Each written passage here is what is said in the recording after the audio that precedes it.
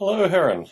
Yes, I just finished typing. I'm ready whenever you are, but I didn't even get a chance to send it. So. Very good. Very good.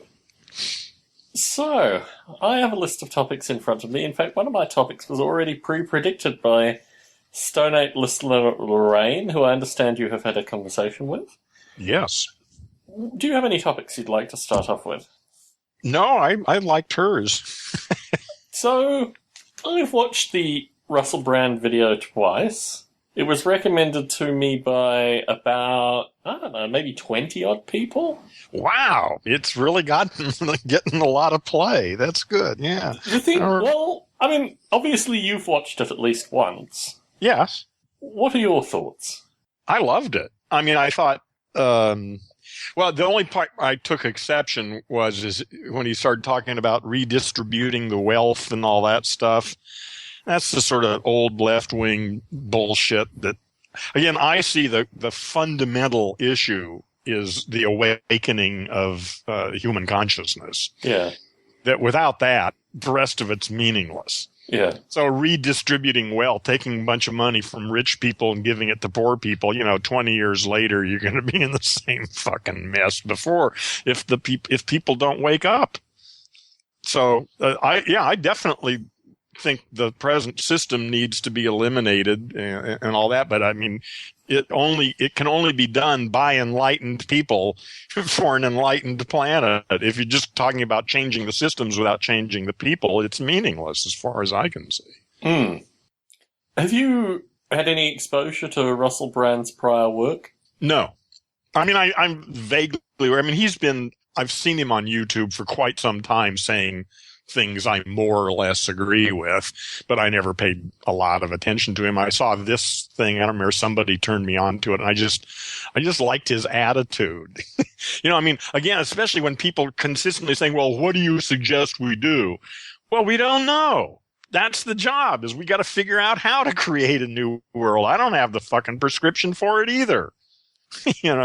But it's clear the old system is fucked. It's had its run. It did a great job, and now it's time to move on.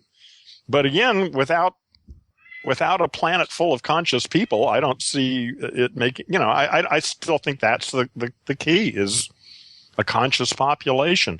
Whatever we come up with then will probably work okay. It is an interesting problem. I guess my view is that there were a number of things that I thought were, I don't know, I wasn't as positive about it as many have been. Mm-hmm. Primarily because I think you need to have a very good answer when someone says, what do you suggest we do? I don't think you do. I think that's the question. What are we going to do? I don't know. I mean, there are a lot of people with a lot of ideas. The problem is nobody's talking about it. People are talking about what's on TV tonight. I disagree again. I mean, my view is that actually people are talking about it. I mean, this is why it resonated with so many people, because it's not that anything he said was new. In fact, it's not that anything he said was particularly radical. What it was someone saying that on the BBC. Yeah, saying it out loud by somebody who's, a lot of people know, and having those things said out loud. Yeah, I loved it. So, like I say, the Occupy movement suffered under a similar problem, that basically the authoritarian news media said, well, what is your alternative? Yeah. And then there was a chorus of voices, and, what happened with Occupy happened with Occupy. Well, but what happened with Occupy is a lot of people got exposed to, like he said, the 1% idea, which was, never really articulated on a mass scale before. I mean, it's not a new idea, but it never, there's a lot of ideas that are old, but they haven't hit the mainstream yet, So seeing these ideas sort of hit the mainstream strikes me as really a good sign. Yeah. Well, I guess my view is that the Occupy movement and Russell Brand and all these kind of things are part of a narrative associated with the fact that we're all stupid and we don't actually have these ideas. We're not stupid, we're unconscious. Okay. let's say that we're stupidly unconscious. And I reject that. My view is that the population is not stupid, nor is it unconscious. To say that people didn't understand about the 1% prior to the Occupy movement, I actually think is offensive. It's ridiculous. Okay. I mean, the principle here is not that we need figureheads to make these kind of claims. It's that we each, as individuals, need to have a better response when someone says to you, so what are you actually proposing? Here's my response, Heron. Okay. I think as a population, we need to start prosecuting our leaders for war crimes. Well, there are a lot of steps to go for. Yeah. I think that's the first thing. I think to acknowledge the fact that in Nuremberg, after the Second World War, the international community was able to come together and prosecute a small group of people for war crimes indicates that when the population gets sufficiently fed up, there are actual terms for the behaviours that these leaders do, and it's war crimes. And if you divorce yourself from that, oh yes, we're just kind of complicitly involved in this thing and what have you. No, I think the extension of that emotion when articulated is actually to point to a series of documents which exist historically, which they have denied any responsibility towards in the past, well, depending on whether you look at the Nixon administration, at least the past 40 years. And there seems to be a vast divide between these appointed leaders and, the general population. I think war crimes is a start. Another thing that interests me is actually we had a discussion maybe 10 recordings ago associated with the difference between royalty and elected leaders. And you said to me, as you do, why do you have any sense that democracy, like voting for these people, is any good? I never got a chance to answer that, as is the nature of our conversation. Yeah, but that's happened a couple of times. The point that I wanted to make at that point was that there are ways in which they can get out, or that we can get them out. But I actually think the only element that I got, and it wasn't from Russell Brand's conversation, it's actually from our conversation, however many conversations ago, is actually that the entire process, there is no lesser of evils here. There is just evil. So when you come to this realization, when you start acknowledging the fact that you, by inaction, are complicit in things which are, I pay my taxes. Exactly. They go to those drones and, those people in Pakistan get sorted out. That's right. Yeah. Anyone who pays their taxes is, a criminal. Yes. In that sense, yes. Do you understand the phenomena of double tap drone strikes now? I came to this. What is it? Double tap, which is I'm assuming they're sending two then for one job. So the first, there was this phenomena associated with terrorist bombings. I know what you're talking about. Yeah. They have two. One blows up 5 minutes later when all the people are there to help. Yeah. Exactly. Yeah, and so now they're doing the same with drones. Exactly. Okay. Yeah, that's perfectly reasonable. Yes. So right. If you're going to kill them, then kill the assholes who are coming to help them. Yes, because human compassion is just the kind of thing that you want to be destroying. Well, anyway. Again, that's the whole point. That's why the game needs to be a mind changer, not changing the systems. You put the same old people even in new systems and they're going to fuck it up. So my wife, my spiritual advisor and I went to a remote part of California. We didn't get into Yosemite because the government was still shut down, but we got to the edge of Yosemite and we actually found a very curious place to find a cabin. We were on a golf course, a completely deserted golf course, but there was a cabin there, and it was the nearest cabin within, I don't know, however many miles of the edge of Yosemite. So we sat down. We originally booked what we thought was going to be the cabin, but in fact was just a room of the cabin, and for $20 more we got the cabin. So I paid the $20 more. We sat there in almost silence for about 5 or 6 hours, just thinking and reading. And then we started on this conversation associated with the project of exposing these ideas to people who are in their late teens and early 20s. And I said to my wife that I felt if there was ever a group, I know you talk about aiming earlier, you talk about aiming 13 through to 16, but my view is that actually it's the application of the both dismay and anger of actually emerging, because I mean this whole narrative associated with education, particularly, high school and what have you, is that you will emerge from this and you will be an adult. And when you actually leave this environment, this is the narrative here. When you leave this environment, you have this sickening sense of disgust that you have been really heavily lied to. A 13-year-old to a 16-year-old may not get that, but someone who is entering their, late teens, early 20s is the prime target. Yeah, I agree. Anyway, so I said to my wife, the intellectual movement that I'm looking to create is a replacement of militarism. Because you have all this negative emotion, you have all this energy, all this frustration and anger, and this is utilized by the military to kind of pick these people up. And marketing, too. And marketing as well. But, and she said, so what replaces it? And I said, you give them a few basic, pieces of advice, you do some mentoring. And she said, but what sustains them? How do they get money? And I said, you can do it on your own.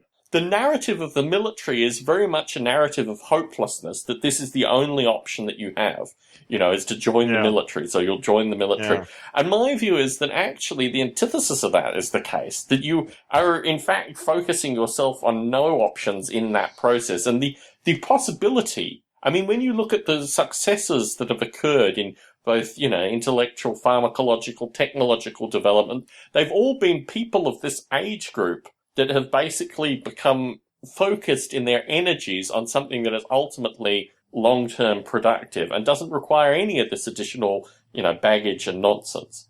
So anyway, through this process, a large part of what I see in this is a kind of strong thought-through counter-narrative, which goes against all the established kind of descriptors that you get given through, what Russell Brand was up against in this other fellow, Paxton. But the interesting thing through this is that I've been exposed to periodically things that Russell Brand has done, either his comedy events, his commercial success points, basically. Yeah, I know. I know he's in a movie that's just come out. Apparently, yeah, I've watched a couple and I think he's already he's a comedian primarily. I've watched a couple of his stand-ups, and his stand-ups fall very basically into kind of large portions of it are irony and bodily fluids humor. Well, like I say, I know nothing about it. Yeah, it's interesting actually because in the skill that he has speaking, a large portion of it is through his stand-up, where he moves very swiftly from, bodily fluids to irony, back to bodily fluids, to drug addiction, to bodily fluids, and it is an interesting process because you watch it and he could be a lot more filthy, which I think was ultimately my frustration. I mean, my joy, particularly in English comedy, is just the raw, filthy aspect of it to a certain extent. There's a whole lot of comedy that I actually don't understand because it's regional comedy in the UK. That makes virtually no sense to me. But Russell Brand has been able to translate, and he also married a pop singer, Katy Perry, for maybe 3 or 4 years. So that was part of his comedy shtick as well, when he was married to her. I think he's an interesting character. I'm interested to see what people actually do in response to this, aside from just posting it to a bunch of their friends. Well, I'm surprised that so many people are responding to this thing. That sort of surprises me, actually. How many? Yeah. Well, a small fraction of them, which I think is the thing that I've taken away from probably the past couple of weeks in kind of popular culture, in inverted commas, is only a small fraction of them went to this Julian Assange movie that came out. Yeah. Which is now, I think, in the annals of complete flop. I mean, when you make 3 to 5% back on a movie that you've made, that really is, astonishing. I mean, it's astonishing, firstly, that either this narrative is past or people are listening to Assange, or the whole notion that there was a substantial intellectual fan base to this thing I don't know which way to approach it. Yeah. I guess you and I have a lower opinion of the general American populace than you do, but you hang around a very different group of people than I see day to day. Oh, look, my view is that Middle America is very real. I mean, I've in the past I've disagreed. Real? What the hell does that mean? It means that they exist in their carbon form is there.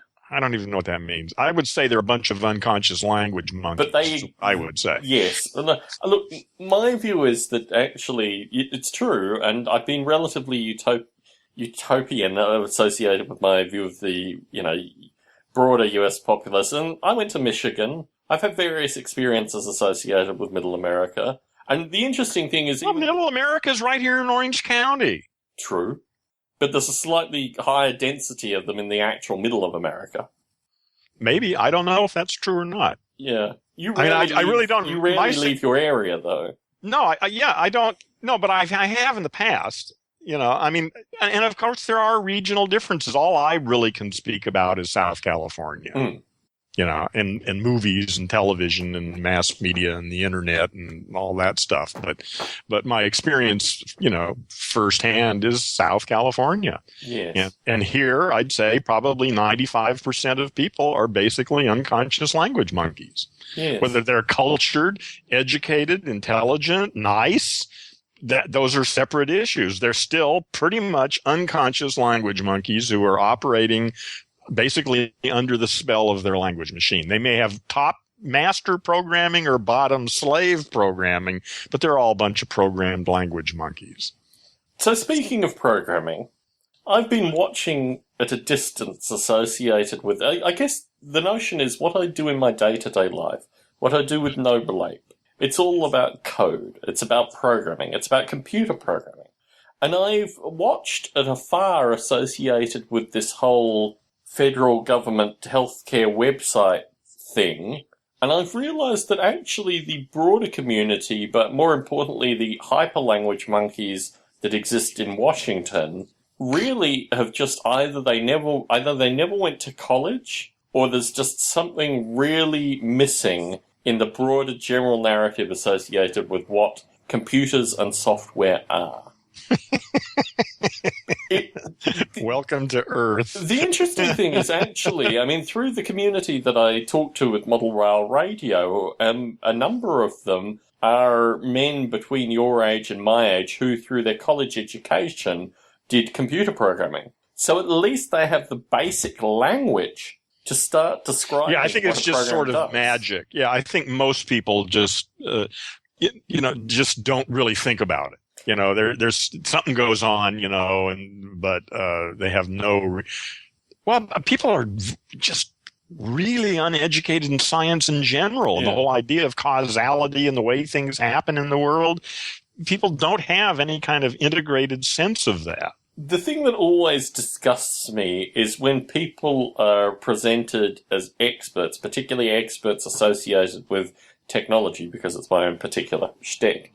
And they clearly are either extremely corrupt or they are just downright stupid. But they can write on a blog in a way that basically unconscious language monkeys like. No, this is actually more about long-term corrupt practices associated with how these contracts are given to companies.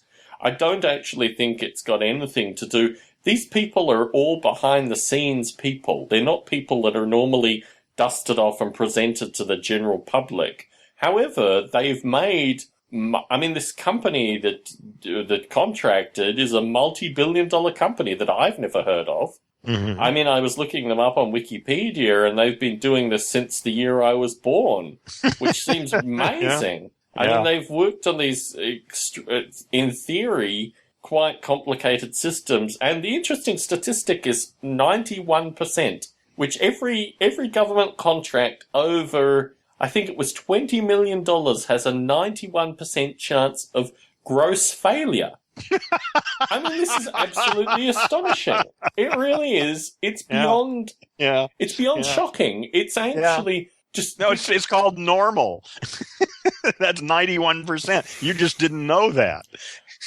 The thing is that that's just business as usual. Look, the company I work for is relatively lean in terms of engineering staff, and our responsibility is to get vastly complex systems to work together.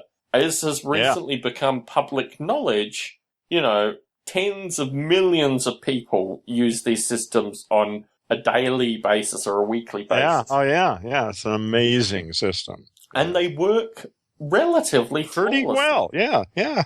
Yeah. They had a problem associated with less than 1 million people accessing this website. And it really is disturbing to me because, for a start, our illustrious president made a comparison between Apple Computer, and I know a lot of people at work in the fruit factory, and what was going on with this corrupt debacle. And it just astonishes me that there is just a complete disconnect between these corrupt, in the shadows, corporations that seem to charge, tens, if not hundreds, if not of millions or billions of dollars to do these insane projects that they have no technical expertise with regards to. I know. But is that really anything different than what's been going on for, ever? The one thing is people build cathedrals and they fall down kill everybody inside.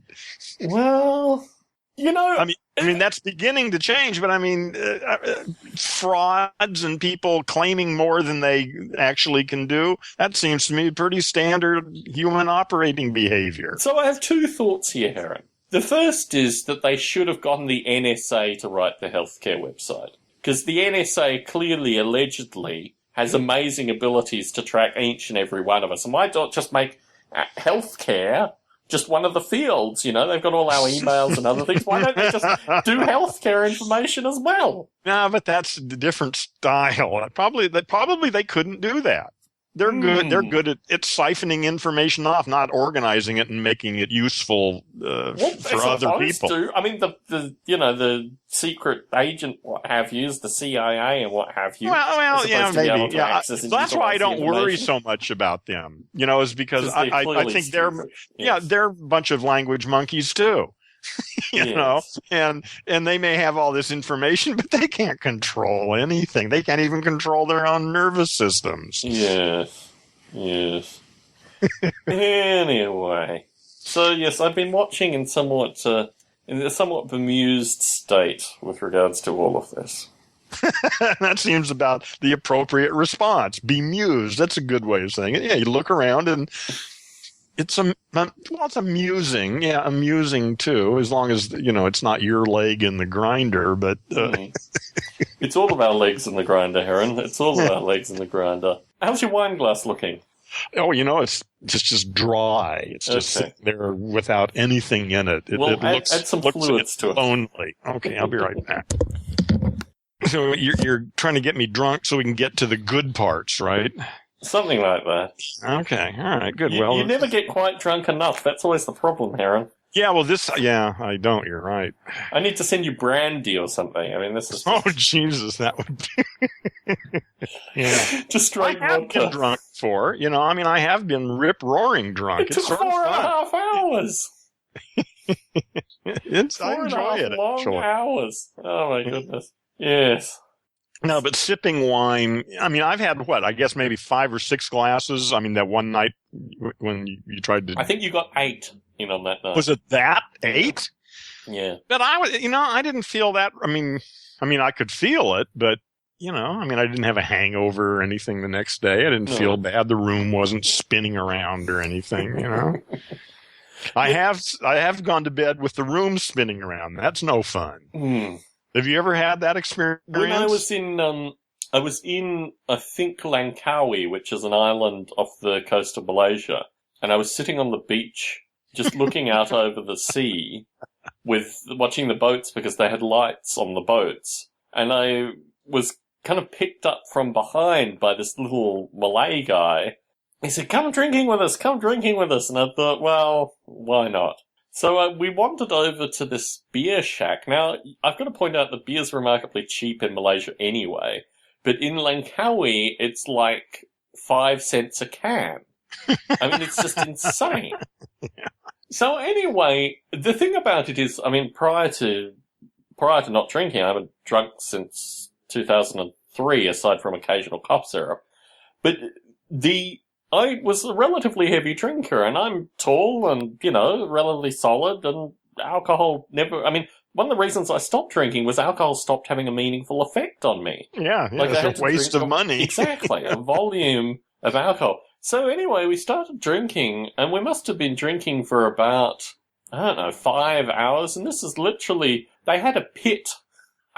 They had beer coming on one side, and then they had a pit, which you all kind of gathered around as men and pissed into the pit, and then went back to drinking beer, and then back to the pit, and then drinking beer in the pit. And after about 5 hours of this, the guy just collapsed. He'd passed out. He fell off his chair. And I was sitting there, and I would have been one of the only people still up.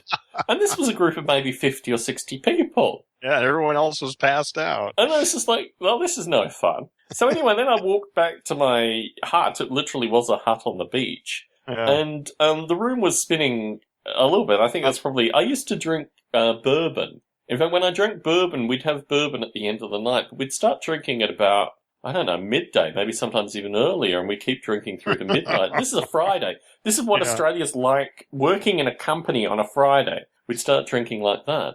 And those times, yes, I certainly would feel the room spinning. The next day in Langkawi, however, I went up swimming and I swam across to an island and I was stung by a jellyfish. And I got back to the beach and I went into one of these hotels, which was around the island, and got some antihistamine. So when this fellow, again, I was sitting on the beach at the same time, picked me up, I said, actually, not tonight. I've had an antihistamine. I'll have an early one. You guys go and have fun.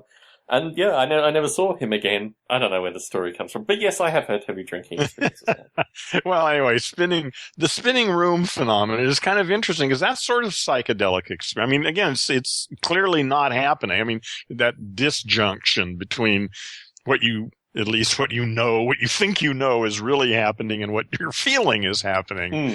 That's an interesting, that's a valuable experience, I think. Because it draws a line very clearly about perception and all sorts of things. Well, a near psychedelic experience that I continue to have, and basically currently because I have a vast quantity of chilies yet to eat. But this evening, in fact, for our prior 2 conversations, I've had a bowl of soup with typically 5 to 8 Thai chilies, like really hot Thai chilies in it, prior to talking to you. I think you can get some amazing experiences just through, what's it called, capsicum or capsicanoid or whatever, which are, it's not that the room spins, but your vision gets dilated and it feels like your heart rate is slowing and all these other kinds of effects. And I think we've been taught to sort of ordinaryize, if that's going to be made word, experiences that are actually outside of our normal realm of stuff, but they're not quite so dramatic that they demand, but we sort of invent this idea of normal reality. When it's really just, again, an idea that we got in our head. We take all the sense data in and we say, oh yeah, that's that, that. Oh yeah, I know that. And so psychedelics or the room spinning call that into question.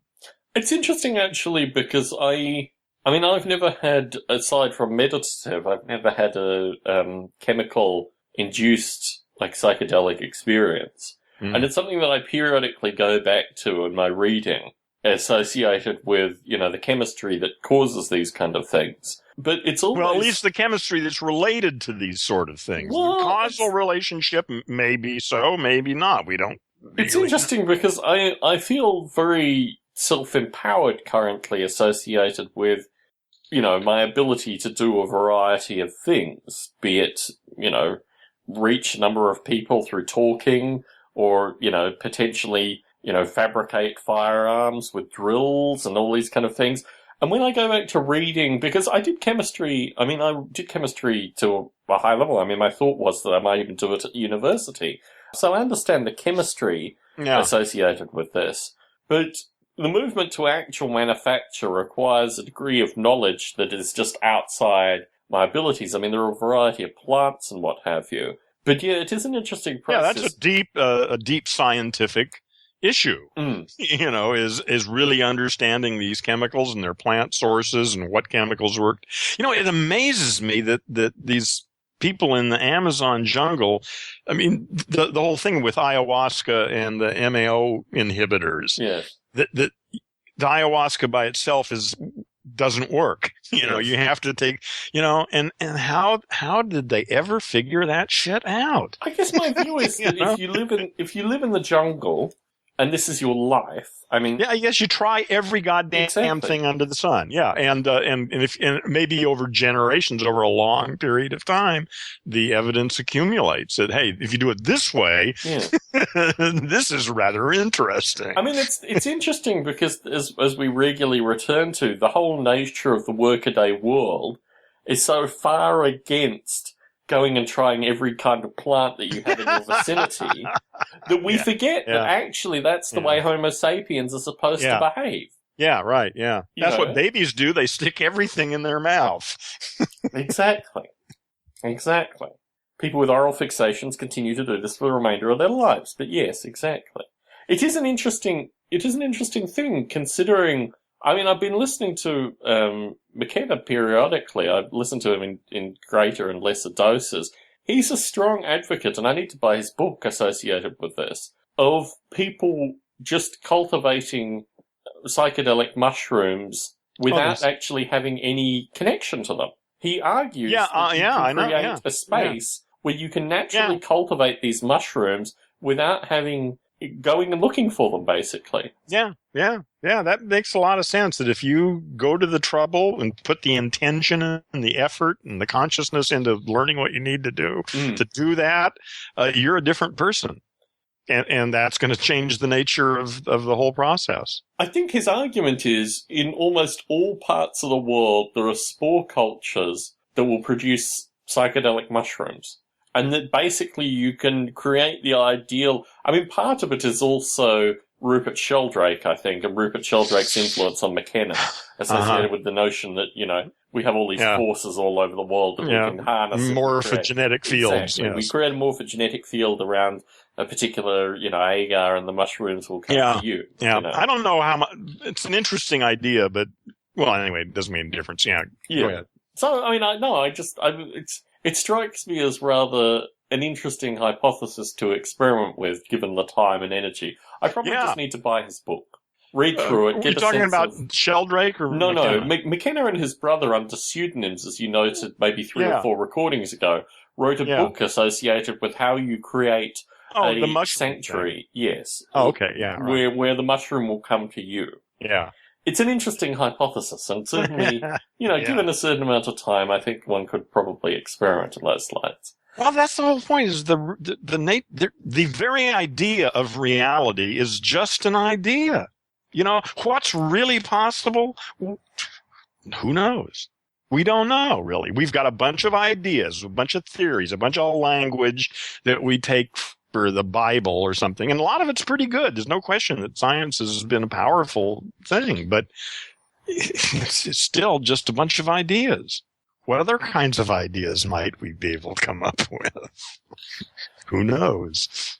So, Joe the drummer offered a question. Oh, Joe. Hi, Joe.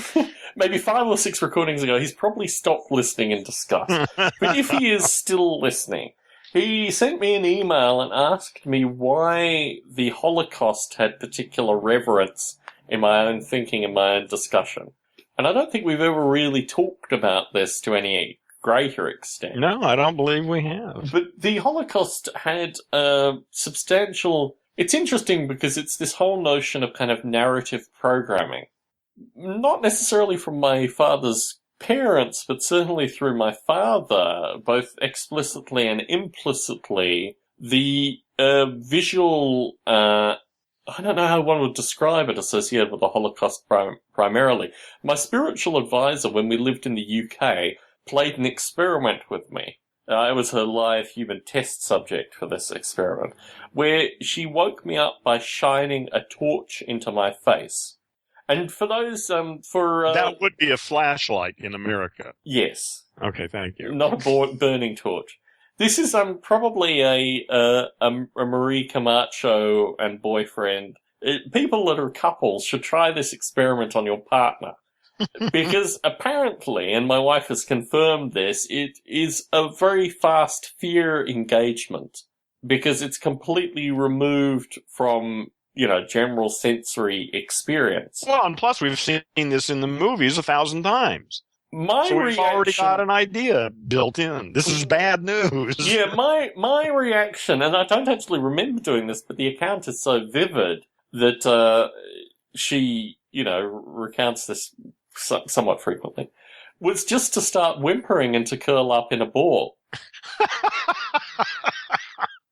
Well, it may depend on the individual, too. Other people may come up swinging. No, this is the thing. This is the interesting thing. The only way I could describe it to her after the fact was this programming associated with the Holocaust. That they were always going to be coming for you, basically. Yeah. No matter where you were, they would always be coming for you. And when they got you, they would kill you. And there's nothing you can do about it. That's just the way it is. That's not a very productive story, is it? Well, it's interesting, actually, because I think it has framed a large portion of my life quite implicitly. Really? The nature of escape, an escape from bad situations, an organized escape. There is no escape, man. You're going to die. That's it. Probably miserably. Yes. Yes. Get over it. Yes. It's really the only thing that counts is what it's like when you're alive. Dying is important. Dead is irrelevant. It is an interesting phenomenon. But dying is really important. We had a party at work today, a substantial party with food trucks and, movie star speakers and things like that. And I spent about an hour and a half in these lines for the food truck. Now, in these kind of situations, like I have a team that I work with, but in these situations, particularly because the majority of my team are vegetarians, if I'm going to be queuing for food, I'm going to do it independently. And I think my team were rather set back that, after picking You were in a different line than they were. Well, no, that after picking up the swag, I just disappeared because I was on, survival, must find food, must do it quickly mode. Yeah. And they were on let's sit around and have a conversation associated with, various vegetables. Yeah. And so I kind of disappeared quickly. Different stories, yeah. Exactly. But I found myself in a line where the people behind me were talking about how they'd actively looked for software engineers that had been stalked. And they recounted this story of one engineer who had been stalked for a period of time and had put various kind of restraining orders on the person until, eventually this problem was solved. They moved away, basically, to avoid this person. Yeah. And I thought to myself, this is not the situation, because I didn't know the people in question behind me, where you turn around and you tell your own stalking story. This is not a we are all brothers in our stalking experience kind of thing. Because they made the point. It depends on the situation. There may be a time when that would be appropriate. Well, this is interesting. I was reflecting on this because I thought to myself that aside from my own stalking experience, the other stalking experience that has had a really strong effect on me is a fellow who I knew in Adelaide. I was working on the early phases of Noble Ape and I would go to Adelaide periodically. And one of the teams that I worked with in Adelaide was called Insect. And it was a group of maybe 5 people, including a fellow who I was distantly related to, that lived in a kind of loft warehouse in the centre of Adelaide. And one of them was called Joe Berger. And I, talked to Joe Berger. He had a job in the city. He'd walked the same route. In fact, I walked with him to his job one day and we were talking, what have you. A few years later, I found out that his girlfriend's ex-boyfriend had stalked him along this walk to work, as I had walked with him, and hacked him up with a machete. Oh, Jesus Christ. And it killed him, right? Yeah, it had a really profound effect on everyone that knew him. They all left Australia, for a start, because they didn't want to have any, kind of cognitive... In fact, a majority of them have stayed away. A couple of them have gone back, but a majority of them are still, in Europe and what have you, from this experience. Oh, man. So it does strike me that, in the last few minutes or seconds can be pretty interesting. Yeah, pretty interesting. You're right. Well, luckily, there's a lot of evidence to suggest that you go into shock relatively quickly and the endorphins kick in. Yeah, I've had that experience happen just Yeah. cutting And my scalp I and feel stuff. pretty comfortable with that. I've had a couple of I've had, a couple of sort of close to death Yeah, experiences. you told me the Pacific Yeah, Coast Highway yeah. brakes failing story. Yeah, and But, anyway, at some point, it's just it's not a problem. But if you're being, I mean, my view is that all that sounds well and good. Yeah, when you're being hacked to death with a Exactly. machete, That's exactly the kind of well, in the experience you want to beginning, slow I would down. think I agree. In the beginning, it's probably horrific, but I think I'm just guessing, that at some point it becomes more interesting than horrific. Yes, like amazing. I how hope the so. volume of blood that I am excreting at this time. Or this is it. I better start paying attention. Yeah, do you really think that that's the final thought, though? Well, I don't know. I mean, who knows? Nobody knows that. I mean, that's exactly one of the things we just don't know, isn't it? Yes. But we're bound. And of course, what you may have and what I may experience may be entirely different. Even in Completely the same so. situation, two people burning to death in the Koresh compound may have very different, who's to say? Who knows? All I can do is think about myself. It's interesting you mention the Koresh compound, because I do reflect very heavily on those kind of circumstances, because I guess I'm naturally inclined. One of the things that this time away taught both my spiritual advisor and myself was that it's really, really, really quiet, and there is no one around you for miles in the kind of environments that I talked positively about. We passed maybe half a dozen, no, probably more than that, maybe 20 farms, small farms, apples, olives, various, I think artichokes, these kind of plants that they were growing en masse. Apples. Did I say apples? Maybe I said apples. And these farms were really just exactly what I'd been looking for in terms of this is the way that, I want to live out the end of my life. Come nighttime, we would go out and just listen to, the crickets and what have you, and realize that we were really, because the funny thing about this golf course was really quite strange. There was a large lake, which was huge, and really, like, probably 10, maybe 15 miles long, like really quite a substantial lake. Big lake. Yeah. And all those houses were clearly unoccupied because people, I guess, summer there or just go up for the weekend. We were there from Saturday, so we did see some people through to Monday night. Monday night, in fact, Sunday night, it was quiet. Monday night was just eerie. I mean, you were just literally, and the first couple of nights we really enjoyed it. By Monday night, it was like, we really are alone here. Yeah. You know? Well, I did a lot of backpacking by myself, actually. So I know that feeling. I love that shit. That's just, yeah. There's a lot of land out there, Heron. Well, that's one of the encouraging things. We talk about overpopulation and everything, and yet still much of the planet is really pristine in its natural state, or with just minimal human overlay. So much of it, I mean, God, just California. I mean, one of the most populous states has got all this beautiful territory to go explore. Yeah, the contrast between the farmland and the Sierras, which I must have seen on train, I think I probably had seen on train, was something that I'd forgotten about. That you would get literally within, a couple of miles of each other, you'd go from quite rich farmland to really rocky, the early Sierras, basically. Well, that's the way it is. Yeah, you got the valleys where all the soil erodes down into the valleys, which gives nice fertile soil, and then rocky mountains on both sides. Yes.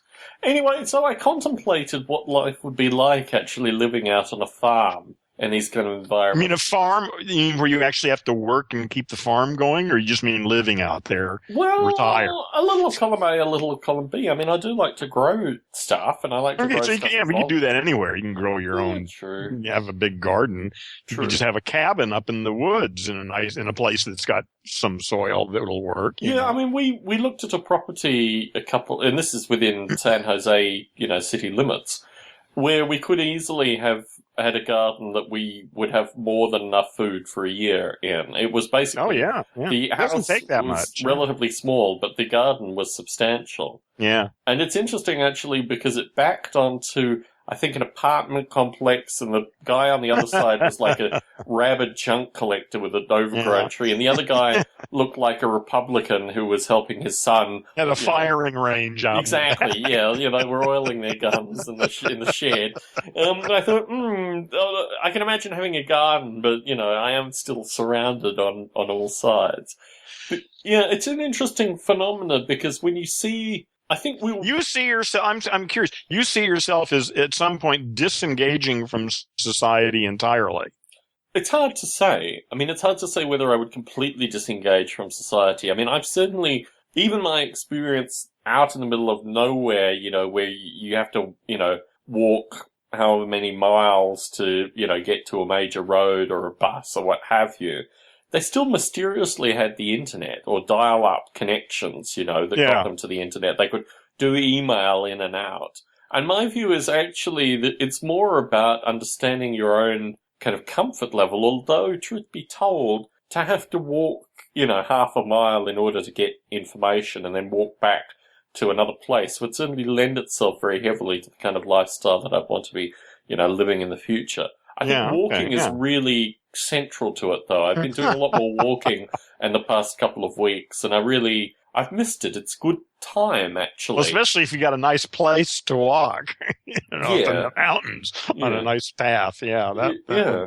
I mean, I walk over a highway and through some swampland to do my walking, but it still clears my head sufficiently. Yeah. Oh, yeah. It's nice to have a place where you can do that. It's sort of wasted around where I live, unfortunately. Yeah, I think about where I'd like to live in the future because my sense is my future is going to be on the internet in that sense. So it doesn't really make any difference where I live. So here's a phenomenon for you, Heron, and this is something that really we've both been relatively stupid with regards to, but I do want to put it out there. So there is a phenomena associated, and this, of course, is advertising the worst possible things through YouTube, but there is a phenomena that if you have. So, for example, the fellow I'm talking to, Marty Fisher in Missouri, has 500 subscribers to one of his channels, and he makes about $30 a month through YouTube clips, and it scales.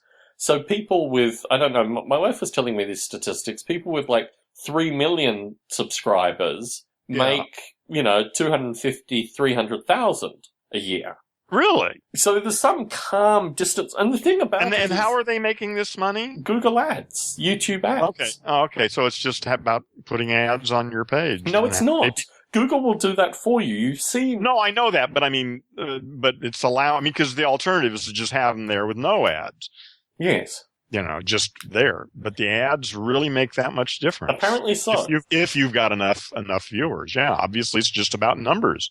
So, I mean, I was talking to Marty about if he invested 3 hours a day and recorded posts in response to popular programs, YouTube bits, then you could gather very quickly, both through initial views and through subscribers, probably a couple of 100,000 viewers, which would net you, I mean, where he's living, probably more money than his parents make. So, I mean, my view That's interesting. Yeah. I can go on. And the terrible part about it is that you probably have to become a talking head, which is my natural version. I'd have to become I have to write a script for a character. Which you then need to ad lib in some form. Yeah, but I mean, I need to get a real clear, it has to be a clear image in the eye of the viewers. Yes. So they can identify, that guy. Exactly. Yeah. Well, probably I'm the language guy or something like that. Yeah. But it makes me think that all this working is just for schmucks. If all you need to do is actually work out, and I've been able, truth be told, if I got the viewership or the listenership of Model Rail Radio to all subscribe to a YouTube channel, it would require all of them, which is the difficulty. Yeah. But it would still be reasonable money. Yeah. Well, it's a new world, isn't it? New possibilities showing up every day. The thing that it requires is commitment. It requires drive and commitment, and it requires basically allocating, as I've been doing with Noble Ape for. And it requires an audience. Days. Well, my view is actually that the audience is part of the formulaic process. You should concern yourself less with gathering the audience than with actually putting in the time to record the clips, to put the clips up. No, you're right. Yeah, because the audience is there. It's just they got to find it. There's a fraction which I attribute to things like The Simpsons, for example, on television, where maybe 1 in every 5 episodes can be really good, 2 or 3 can be mediocre, and, maybe a couple are okay. And I think there's that kind of formula where you don't have to aim for perfection in your content, you just need to aim for frequency. Yeah, you're right. It needs to be a commitment. You're right. You have to do it. Yeah. And make it and put it out there. Well, that's what I'm learning about this year, in some sense, is just how do I move into this new world out here? And the thing that's made me realize is that podcasting is for schmucks. I've invested 6-7 years into cultivating these audiences. How can you say that? You've made connections, you've met people, you've had some influence in the world. And now it's time to move on to become even more effective. Yes. It is interesting, actually, because I love my podcasting time. It's been really important to me. Well, you've kind of stopped it, haven't you, Heron? Well, it was never about podcasting. It was about having the conversations. Yeah. I'm still having conversations. I'm just too lazy to edit them. Yeah, some other schmuck does that for you, eh? Yeah. I don't. Well, no, they don't. Well, for this part of it, yes. Thank you. It's just for all the remainder that they don't. Yeah, I've got now almost 100 recordings sitting there. I believe it. Believe me. The funny thing is actually that some of those have been with people who. I mean, people like Peter Stimple or Lorraine or all these people come here through this stuff. Yeah. And I can't recall who it was. Oh, you were talking to Joe the drummer, that's right. Yeah. And I listened to it and I thought, this is clearly a Heronstone Gendo recording. It is not something that would fit into the Stone 8 format. Yeah. Well, I mean, well, that's your call. That's not my call. Yeah, I'm actually interested in listening to some of them, though. I mean, I'm interested. I don't really get a sense of. I mean, Lorraine is interesting because she uses a pseudonym on Facebook. She has a series of photographs of, like, small vegetables and parts of cats. And, from this, I'm supposed to gauge who she is as an entity. No, you can't. You have to interact with her to find out who she is. Apparently so. Yes. Yeah. Anything on Facebook is a lie. Yes. Well-constructed lines. In some cases, in most of our cases, yes, we're very careful in how we craft our image. Yes. Well, speaking of crafting an image, you may not remember this as you'll want to do. You're right, I probably won't. But through our last recording towards the end, you realized, and the thing that struck me about it is that this is, although he's not currently doing it and he hasn't been for this recording, but the cat meowing in the background, you can go back to when I was in Vegas, and for a substantial portion of our recordings, there's kind of a mewing drone going on. Uh-huh. I'm surprised that you, aside from the fact there was kind of comedic brilliance, that particular point to start cussing out my cat. Oh, it didn't. It was just a game. I was just having fun. That's all.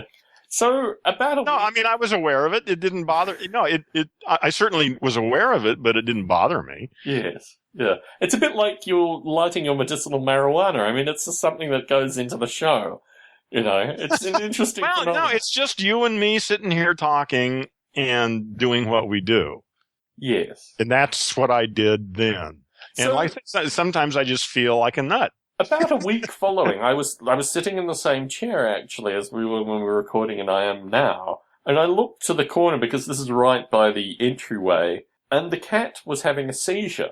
Mm. And I realized very quickly that my wife had observed him having a seizure earlier, but just thought he was playing.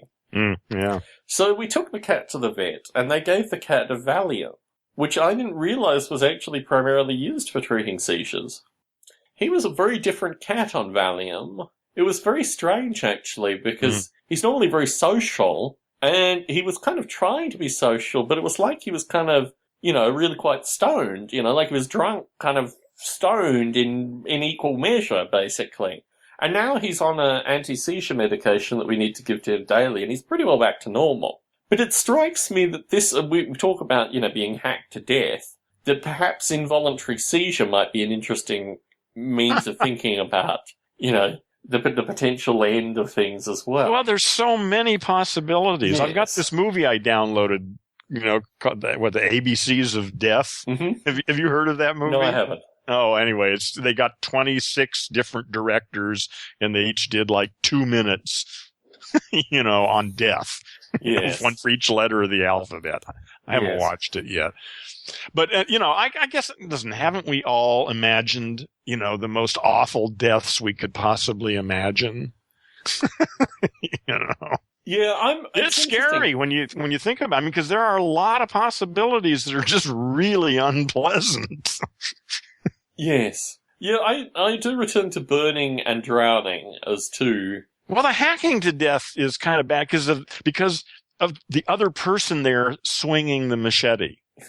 That adds another level of that there's consciousness horror behind to the whole thing. Yeah, burning to death, or being, you could have been in the wrong place at the wrong time. Yeah, and that's unfortunate. But I mean, being hacked to death, I hadn't actually thought about that until you mentioned it. But now that you mention it, that's pretty horrific. Yes. Seeing it coming too, and knowing, and then it's happening to you, and and shit, that's fucking scary. And how many people have been hacked to death by machetes in the last 1,000 years? Well, in the past 20 at least. Yeah, I know. Yeah. More in Rwanda. It's hard. See, that's what I mean. We need a new species. Anyone who's capable of that kind of behavior, as far as I'm concerned, is really a language monkey. And they need to be in rehab immediately and separated from the general population. I think that's safe to say. That's seriously insane. Yes. Yeah, see, until we wake up, I just don't see what difference all the legal talk makes.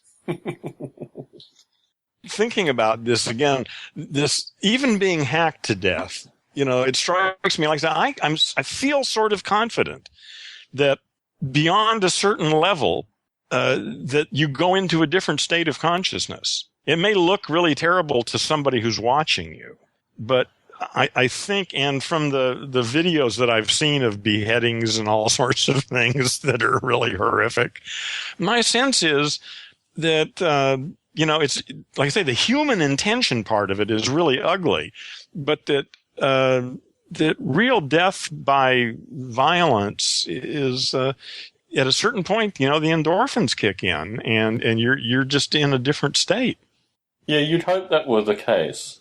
Well, my experience has been that is the case. But of course, I haven't actually died, but I have been in some scary situations where I thought I was going to die. Yeah, the accounts of people that are in car accidents feeling the metal go through their body when they still survive from that and describe it. Yeah. I mean, my view is that actually those kind of experiences just cognitively probably, I think those are life-changing experiences. I'm sure. I would think. Ways than one, yeah.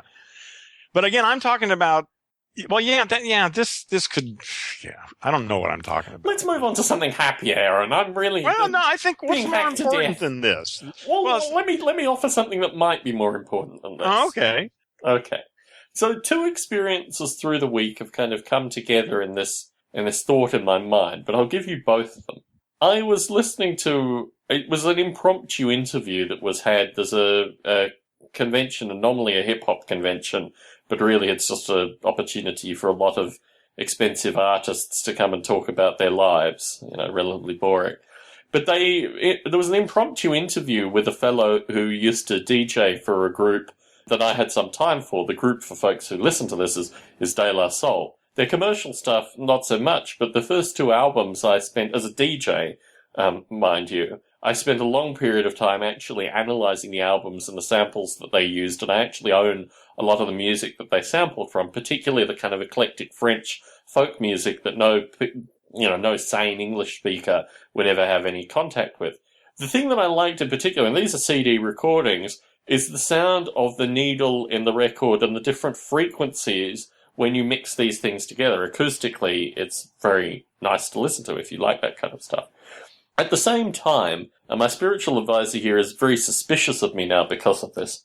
I described over a couple of recordings dividing my books and giving a good portion of them to charity. What I said at the end of that was that I found my vinyl records and I moved them to the back of the storage. Well, I went back last week and actually took the vinyl records out of storage and went through them this week. And because my family sends me Amazon gift certificates, I bought 2 record crates to store the records that I want to keep in, and I gave a charitable donation of records away. Going through those records was amazing to me because it was an experience that I obviously frozen in time and kind of, it was in the back of my head, but I didn't have primary access to. And the ability to pick up a record, but also to whistle or sing the tunes that were on the record after not seeing it for, in some cases, I don't know, how long ago was 1999? I mean, that length of time. 15 years ago. Yeah. So it was an amazing experience to me because I took some of them out. Some of them were actually badly warped, and I've put them in the charity pile in large part. Some of them I DJ'd with so much that the records were actually permanently damaged, and a couple of those I'm going to frame because the records are basically unusable. But a number of them were still in really good condition, and I kind of packed them away, and I now have these 2 aluminum crates that I can carry my records around in now. But it was an amazing experience for me because just. And where would you carry them to? Well, I actually looked online, and turntables are remarkably cheap now. I bet. I mean, it's just when we get a house. Unless you want a really good one, then they're probably very expensive. No, the really good ones are about $200 now. Really? Yeah. Okay. No. The really good ones are about $5,000. Look online. Okay. You can get a high-end Technics, which is good as I want to pay money for. Yeah. Okay, $200. Yeah. Interesting. Record players that used to be $600-700 and now $200. Yeah. That's right. Yeah. That makes sense. That actually sounds sort of reasonable. Mm. Yeah. If it does a good job, $200, that's not bad. Yeah. So I foresee a turntable. I don't have any romantic attachment to vinyl at all. Good riddance. Well, you say this. Yes, I do. I just did. Yeah, I don't know. I actually really look forward to playing records. Just like paper books. So another thing that I've been doing through the week, which has been interesting, although I really, really, really hate the ads, primarily because there are just 2 ads. And for a company like Apple actually to promote this, I just don't understand it, is the iTunes Radio. Have you listened to iTunes Radio? No. What you do is I'm not even sure what it is. Are you familiar with Pandora, the music? No, I've never really looked to the internet for music. I've already got a music library that's bigger than most radio stations. I know, but so the phenomena is about discovery. That these services are supposed to be really good to assist you to discover things that you've not previously heard. Yeah, as long as 20 million other people like it. I've always been in the wrong. That demographic just doesn't work for me. The shit that they give me is Justin Bieber. Well, thankfully they don't give me Justin Bieber. But I think the interesting phenomena. Yeah, look, Pandora. Well, actually, I haven't tried it, so I don't know. I just assumed that I've always had trouble trying to find the weird. When you want a certain recording of a Shostakovich string quartet. Yeah. They're not helpful. So Pandora has aggressively tried to recruit me since I moved here. And the reason I work for Netflix... You mean as an employee or as an customer? Employee? As an employee. Okay. The reason I work for Netflix is you can go back to the old Stone Ape recordings when I was in Vegas, and I would talk about Netflix periodically because I loved the content then. I'm now at a stage in my career where I don't think I could work for a company I didn't really enjoy. On some fundamental level. Yeah, right. Why would you? And I really don't enjoy Pandora. I think the experiences you describe, 3 degrees of separation from Bieber, potentially. So, have you ever actually listened to any Justin Bieber? Probably. At some point I think I must have. On YouTube probably, but it wasn't memorable in any way that I remembered anyway. The thing that strikes me about the current dearth of popular musicians is that they really are musically very primitive. The whole notion of, one of the things I like about De La Soul is that the DJ would do 5 or 6 record breakdowns where in 40 seconds, you would get these 5 or 6 samples intertwined in like a progressive story, which you couldn't, just impossible to even think about conceptually now in terms of the music that's being produced. Yeah. So it astonishes me. My wife has kind of, I don't know, riled me into watching Saturday Night Live periodically because our package gives it to us that we can watch it at any time. And, I've always said, you've clearly in some time in your history, you must have watched a Saturday Night Live. Oh, I watched it religiously for the first, 3 years or so. Yeah. Or I don't know, a few years. I don't remember just exactly when I quit, but yeah. But for the first couple of years, man. Yeah, well, I was home on Saturday night. Yeah, well, when they had Andy Kaufman and they had a wide variety of really quite eclectic. I mean, the music was actually good in the first 3 years. Well, it was good to feel. Again, it was a part of feeling like you're part of a community of people. Yeah. You knew you weren't everybody, but you knew that the people who liked this really liked it. Yeah. And we were all getting to experience this. It was pretty cool. Yes.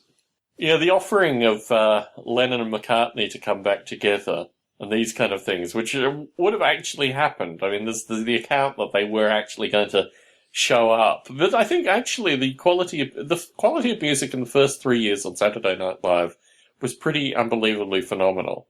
And it's interesting actually because you get to hear B-sides, which you wouldn't normally hear from these artists as well, because of, I guess, the two song commitment or whatever.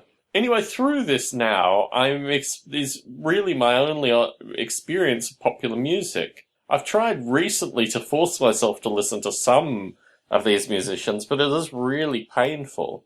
The funny thing is most of these musicians are my age as well. I mean, the Biebers are the rare exception. A lot of these musicians are musicians of my age who've been trying to, get into this music thing for so long that they now, through sheer persistence or what have you, have luckily kind of percolated through. Well, my sense is that over the years, anyone who's worthy of my attention, I guess, somehow I become aware of them. Yeah. Like a System of a Down is one group I became aware of that I really like. Oh no, Heron. Yes. I've got to tell the story, and I'll tell it only once. My sister-in-law's husband is probably one of the most obnoxious pricks I've ever known. He really is disgusting.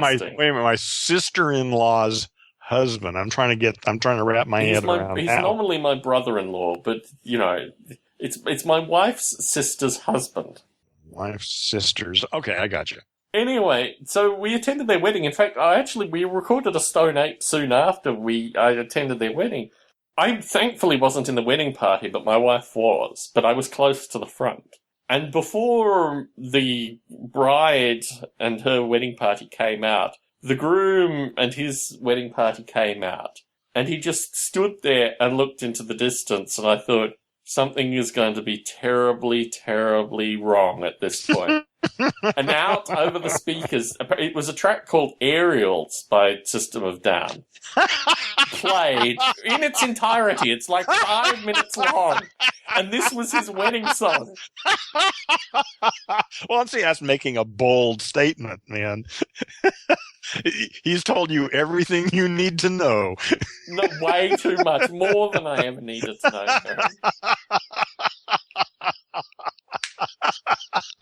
Well, I might have used Frank Zappa's, we are the, who are the brain police or something, So I guess, you'd pick your... Yeah, no Zappa in my record collection, Heron. But a number of other records, yeah.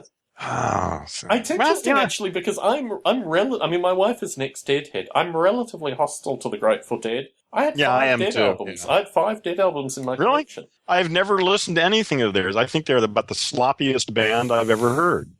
Well, you must have listened to something if you've heard them. Huh? Oh, I've heard. No, obviously I have heard them. I'm sorry. I said I hadn't. No, I have heard them. Yes. And I think they're they're fun if you're stoned and you're there. Yes. There's a whole aura, a theater. I mean, there's a whole thing beyond just the music that being a Deadhead is. It doesn't have much to do really with any technical musical abilities. They're all sort of mediocre musicians. Yes, which has always been the barrier for entry for being enjoyed by Heron Stone.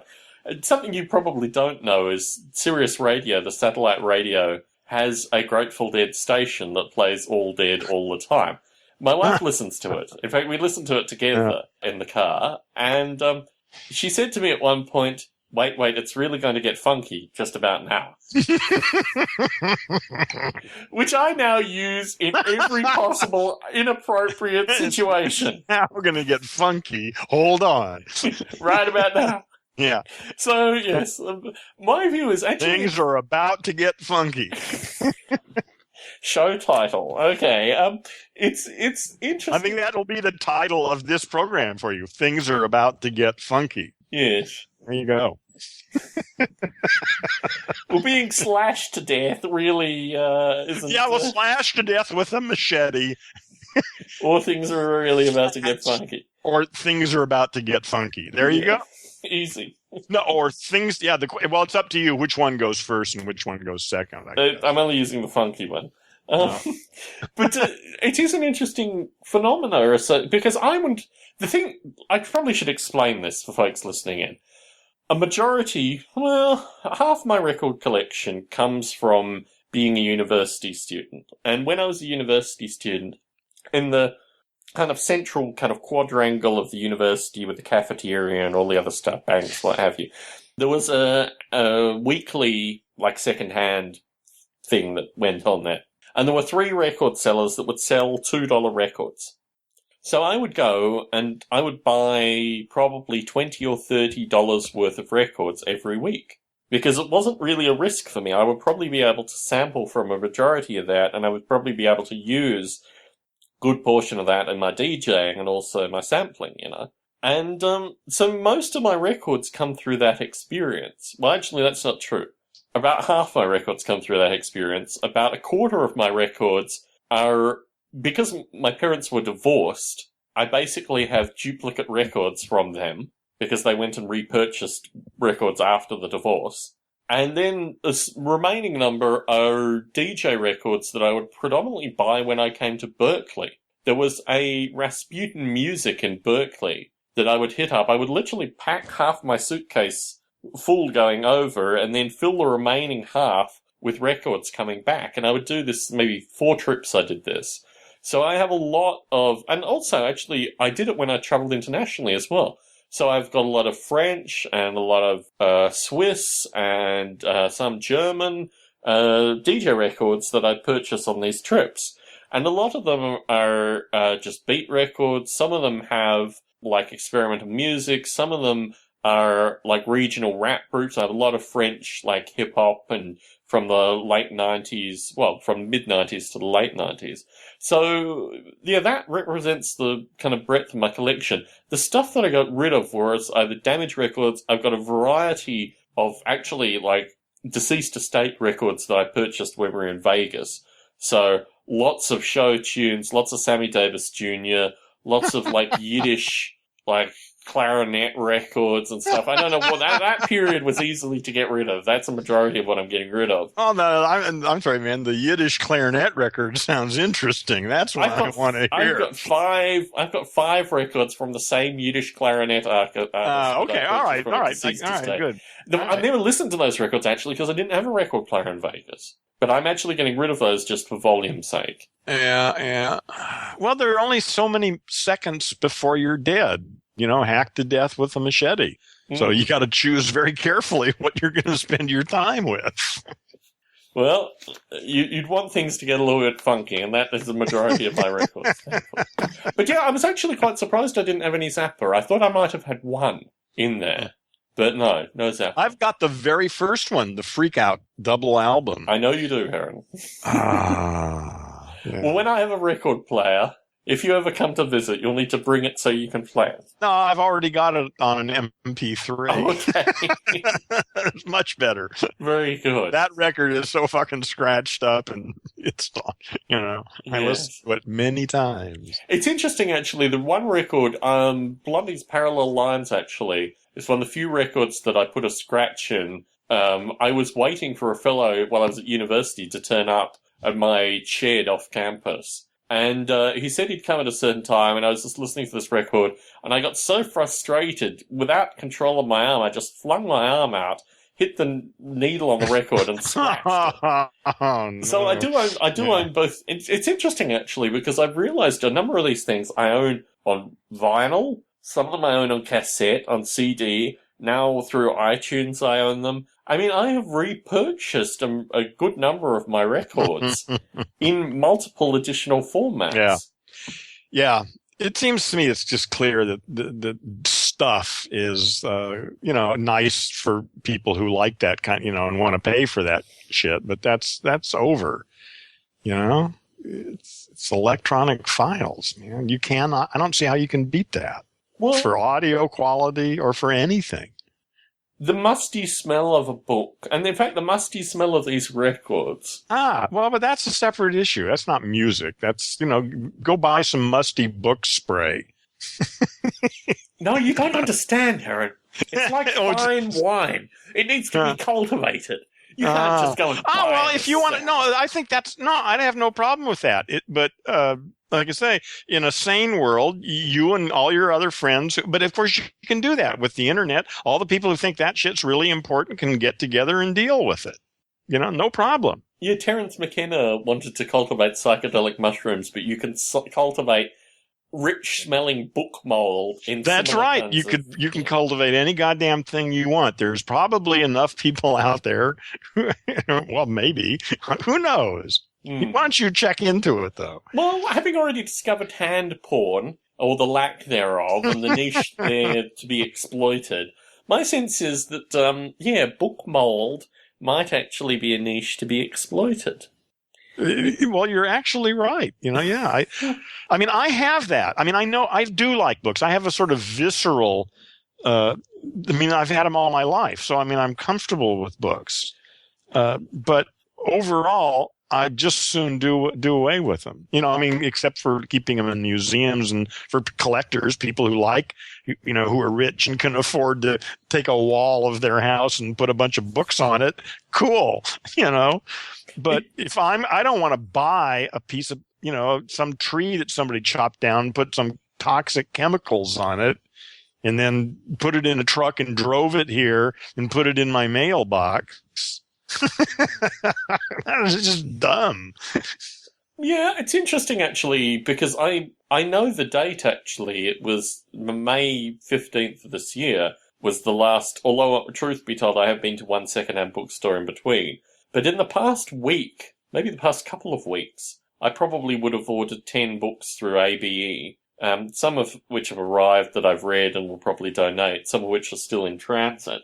But yeah, it is interesting coming back from the kind of cold turkey experience of the past 6 months of not purchasing any second-hand books and now having the experience of, opening up this envelope and seeing the tree matter inside and these kind of things. Yeah. A lot of them are going to be very easy. In fact, the majority of them are going to be very easy to donate away. Some of them, I've gone back, actually. One of them, which is particularly curious because I have referred to it previously, is associated with, it's called marijuana, but I choose to call it cannabis botany, which goes into very elaborate details back to, Mendele and all this kind of stuff. It's fundamentally about genetics more than anything, which I've reread. And the thing that interested me from it is that they don't use the terms, they don't use the biological terms, which was a frustration to me because I recalled them using the biological terms.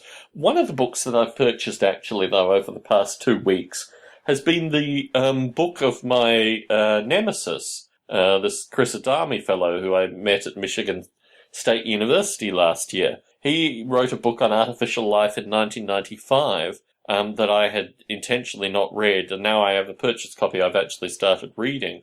It's interesting because a good portion of it is really very, very strange. I mean, having developed artificial life for, 17 and a half odd years now, to have it reconstructed from an information theory perspective, there's, it was funny because when I met him, it's he talked about interesting. information I would theory. think, it's just but there are many maps for the same territory. He can come up with a good one, maybe. You do hear his hand throughout, though. I think that's the thing that is his kind of stilted language, and it's actually written down, which is really quite curious. It was put up by Springer, and I would have thought Springer would have had a good editor that would have just gone through and changed his rather curious language, but they kind of persisted with it. I'm doing probably the last of the 2 Conscious in the Cloud talks next Monday. And what's interesting about that is that Bruce Damer has actually confirmed for this one. But nobody's going to be there. Well, I'm anticipating that we will probably have around 30 people there. Well, how many did you have the last time? About 55, 60. That's not so bad for a second time. I think people have cottoned on to the idea that it's recorded. Yeah, anyway. It's too bad that they're going to.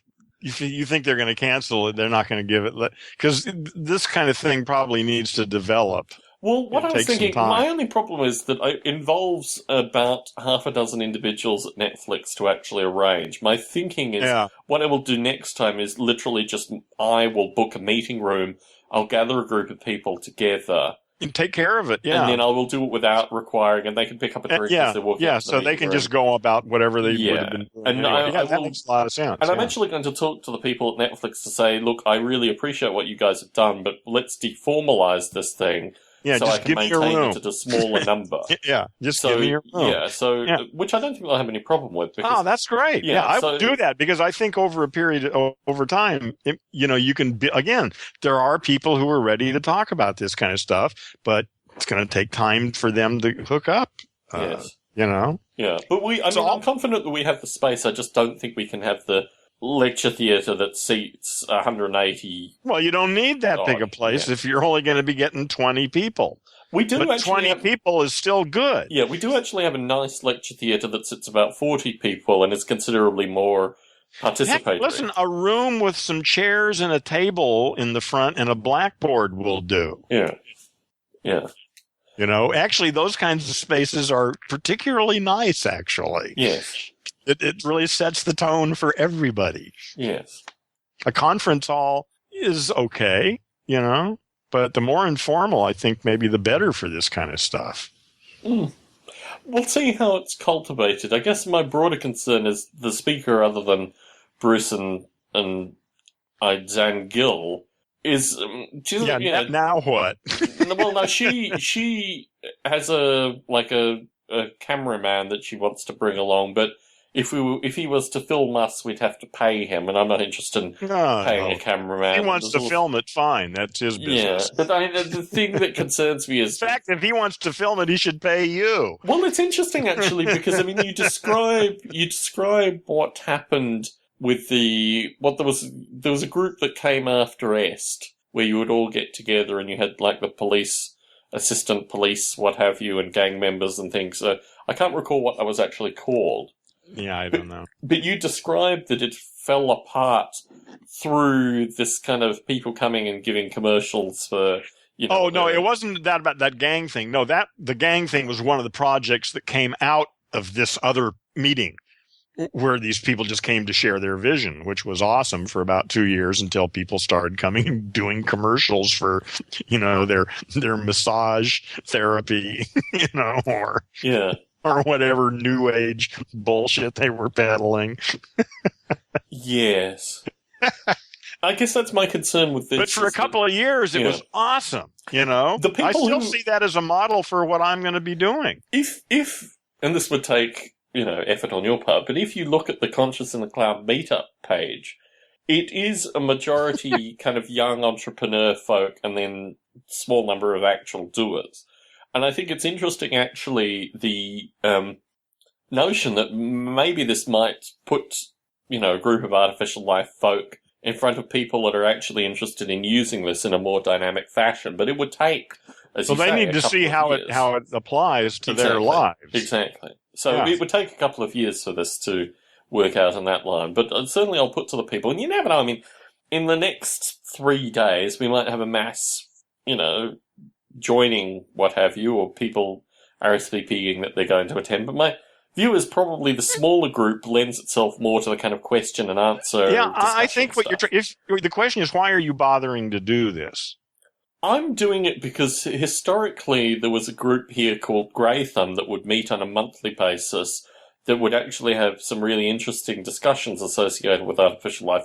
True, they were more in the San Francisco end. They weren't in the South Bay. No, but this thing is conscious in the cloud, not artificial life. Exactly. So but what I'm saying is that venue gave an opportunity for a variety of folk to kind of meet and sniff each other, for want of a better term. Yeah, all right. And I think these kind of things are good. And also, it forces me to realize that I'm a physical form. Well, I'll tell you, man, I don't get the whole concept of conscious in the cloud. To me, those are nice words, but I don't really see the cloud as being significant. Let me explain it to you. Okay. The cloud is the current buzzword that certainly Netflix and a number of other institutions use to describe what I think will be a future global, processing framework. Yeah. The idea that information is just somewhere out there and you don't have to really worry about where it is. That's the Apple-branded cloud.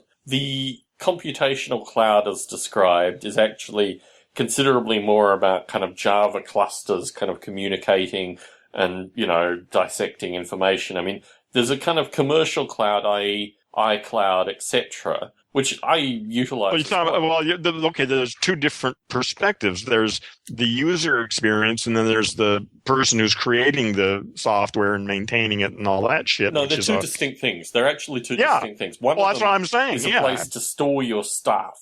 And the other thing is a description of distributed systems working together, doing processing work. Yeah, all of that. Yeah, right. I agree. All of that stuff is what I mean by the cloud. And there's obviously a lot to be developed, but all I'm saying is I don't see why that's such a, it is a game changer because but philosophically, the real issue is what the hell are we going to do with it? That's exactly the point. Yeah. Okay. And I think conscious as a concept is something that is interesting when you talk about computation. Historically, we would joke about the fact that eventually getting the likes of, Ray Kurzweil et al. To one of these events would be, part of it, since they would be the kind of poetic narrators of this whole idea. But actually, I increasingly think that potentially, I met for lunch with one of the guys that attended the last one that I did, and he kind of pitched me on his idea, and then I looked at all the documentation. I was pretty skeptical, even leading into the lunch. But I think there's a component of this that is associated with mentoring as well. That actually, those of us that have done this for however many years, if there are new folks that are coming to this, we need to educate them on what exists currently, but also how they can utilize it. Let me stop you, because all of a sudden some idea has just popped into my head about what this format is again. Is that you really ought to just select one other person and do an interview with that person, only develop a format that brings the audience into it. But starts with just you and one other person. But if you, that's the Biota podcast idea. Well, it's just a good idea that will work for you. The problem with Biota as a phenomenon, because that's exactly what Biota was that basically... This is not Biota, though. This is conscious in the cloud. Well, yeah, but this will be whatever the hell you want it to be. If the listeners are interested, I have a large body of work already in this format, and you can see what occurred through that. What primarily occurred through that was just all the parties, myself included, got burnt out with the format. What were you trying to achieve? I was trying to achieve a broad community that could come to some consensus associated with the best ways of propagating information in the community to a broader audience. There were certain ideas that had never been properly captured in academic writing or a variety of other sources that would be wonderful to actually put them out to the broadest possible audience, in this case through podcast form, which to a certain extent worked, but a number of the characters who were involved with that made you seem like a normal, reasonable easy to converse with individual. I mean, they were genuinely firebrain difficult in kind of an extreme sense, which is why it's always a very relaxing pursuit to chat with you on a Friday night, Aaron, because the extreme nature of some of these people, but also there were a variety of different dynamics. Are we talking about unconscious language monkeys here? No, well, we're talking about the strain of language monkey that we've described previously associated with... I mean, do they think that they know what reality really is, or do they just have some ideas that they think are interesting? I don't know. I mean, look, to be fair, I think a few of them are enlightened in this direction. Oh, good. Okay, yeah. I mean, that may be so. I'm just curious what you think, what percentage fall into these different groups. The problem is, and this is one of the curious things, I mean, imagine your archetype model railroader, but make them potentially... a few of them earned an income from this. So a few of them, for some period of time... From what? Artificial life development. Oh, okay. So a few of these people actually made a living doing this. Okay. So people who were they getting paid by? Commercial games companies, universities, majority universities. Oh, cool. Occasionally external commercial. They had a good deal going there for a while. For a while. And that's where the interesting toxicology occurs. Because I came to it very much as a hobbyist. More than just a hobbyist. Someone who actually liked to talk about it in a laid-back, non-aggressive, non-judgmental...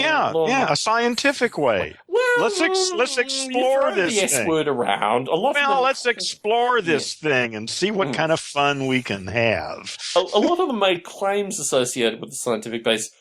Truth be told, there was one individual who basically maintained a kind of telephone stalking campaign with me, which got me...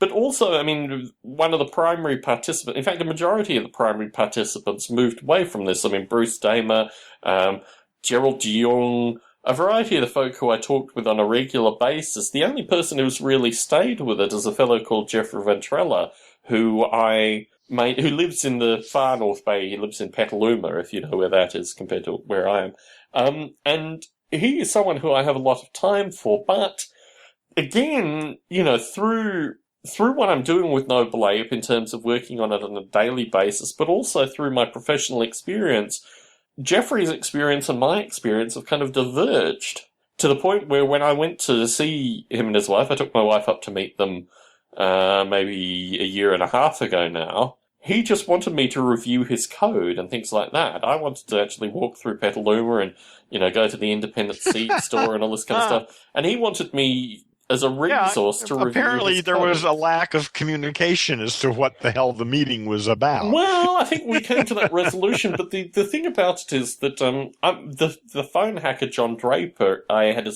similar experiences with him. Was whenever I would spend time with him, the later period of time, he'd just literally rip out his laptop and say, "I got this bug, this bug, this bug, and this bug. Can you help me with this bug? Here's how." And it's just like, I know. I mean, I do other things other than program. And the funny thing is, actually, with KMO, he will always refer to the fact that I'm a programmer first and foremost, and I don't think of myself in that light at all. Yeah. It's a way I pay the bills, but it's not me. Yeah, it's a skill. That's all. It's a skill you have. Yeah, it is actually funny because I'm going through all these bugs in Noble Ape, all these issues, or if you're Obama glitches, and what comes through it is that within an evening I can typically solve a bug, but I'm finding more and more the deeper I dig, basically, in the rewrites. Well, that's good. There's no time limit on this. You've got the rest of your life to figure this out, and so you just work on it.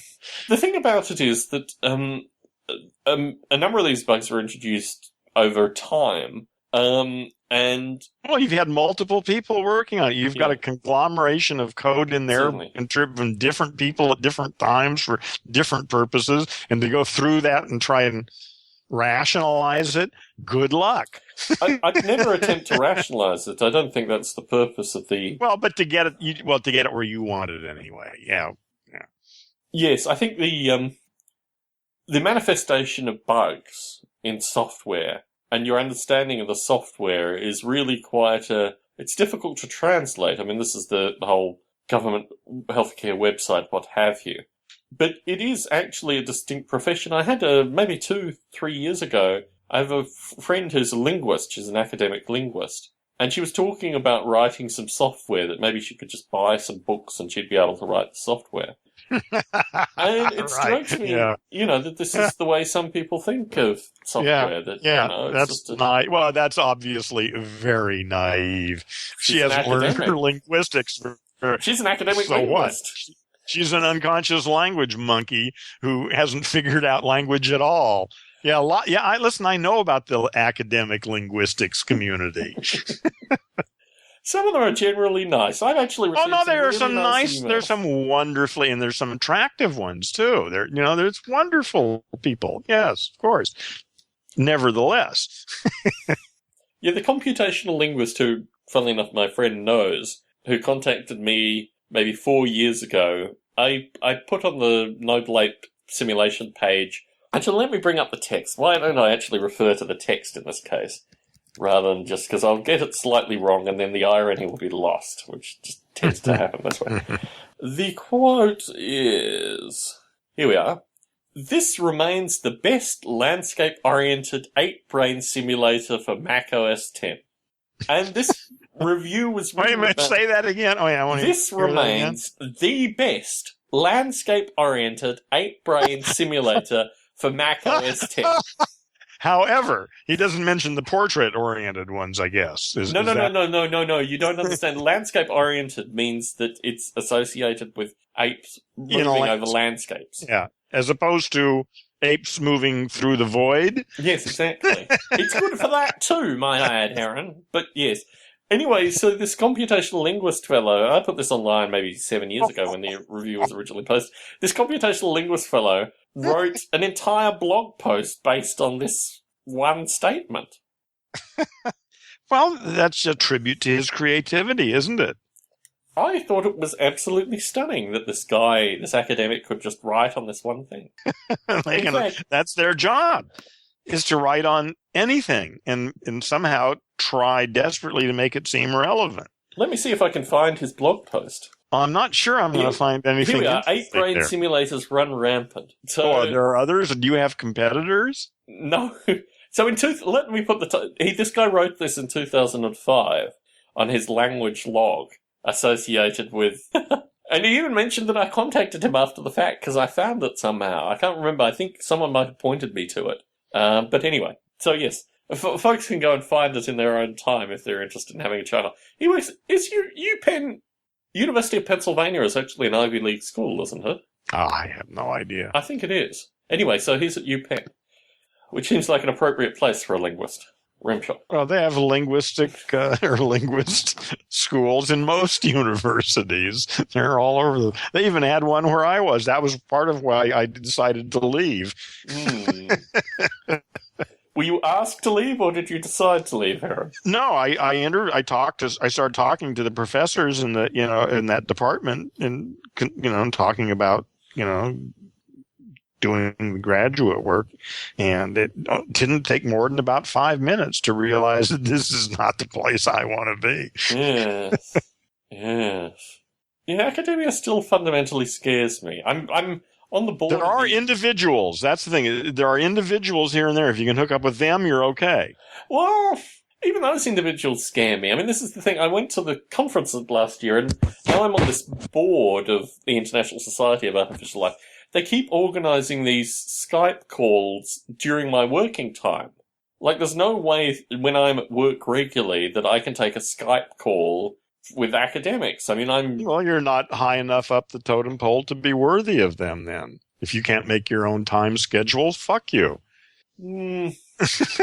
That's my attitude. Well, that's actually very interesting, because I've been thinking about what being paid an income actually means. There's a strange disconnect that we've talked about associated with the trailer park and a few other metaphors associated with actually what you lose when you earn an income. And well, there are lots of ways to earn an income too. I mean, you don't have to lose in earning an income, do you? Well, this is interesting. I don't think you have to. I think most people do, but I don't think that's necessarily part of it. I think it's really about how clever you can be. I'm just not clever enough to have figured that out yet, but I'm still working on it. I think it's an interesting problem, and it's certainly a problem that I reflect upon periodically. Because I can't... I mean, I'd like to be able to utilize more... I mean, this was ultimately the comic book project, which is why I'm looking forward to restarting it sometime in the new year. But I'd like to have the ability to use some of this stuff that is collected while I'm, doing what I do in my day job to actually motivate and empower other people, but fundamentally pay them for what they're good at doing as well. Yeah. It's an interesting problem because it's certainly... Yeah, money is really nothing. I mean, it shows up as time. Yeah. It's what it amounts to. And there's a translation as well between, what money your time is worth versus what money you want to pay someone else's time. Well, all those things are decisions to be made. Yeah. I don't think I'm really missing out on these Skype calls, though. I mean, I don't see... The problems that I am facing are not even orthogonal to the problems the International Society of Artificial Life is facing. It makes me wonder if there isn't benefit actually formalizing... I mean, Biota... Why don't you start your own organization? Well, Biota has historically been that organization, but I don't think it's not... It's a vehicle that I've utilized and will probably continue to utilize for a certain set of things, but I don't think it's the right vehicle for... What, has it taken on its own life now, or what? Well, it existed prior to me. Oh, okay. So what happened was... You were just there for a while and very influential. Well, what happened historically was that there were a series of conferences that I couldn't attend. And then when the conference series died, I basically pestered Bruce Damer for the next 5 years. So Bruce Damer is a big deal in the artificial life community. Has he done research in that area? He created Biota. He has a master's and a PhD in artificial life related stuff.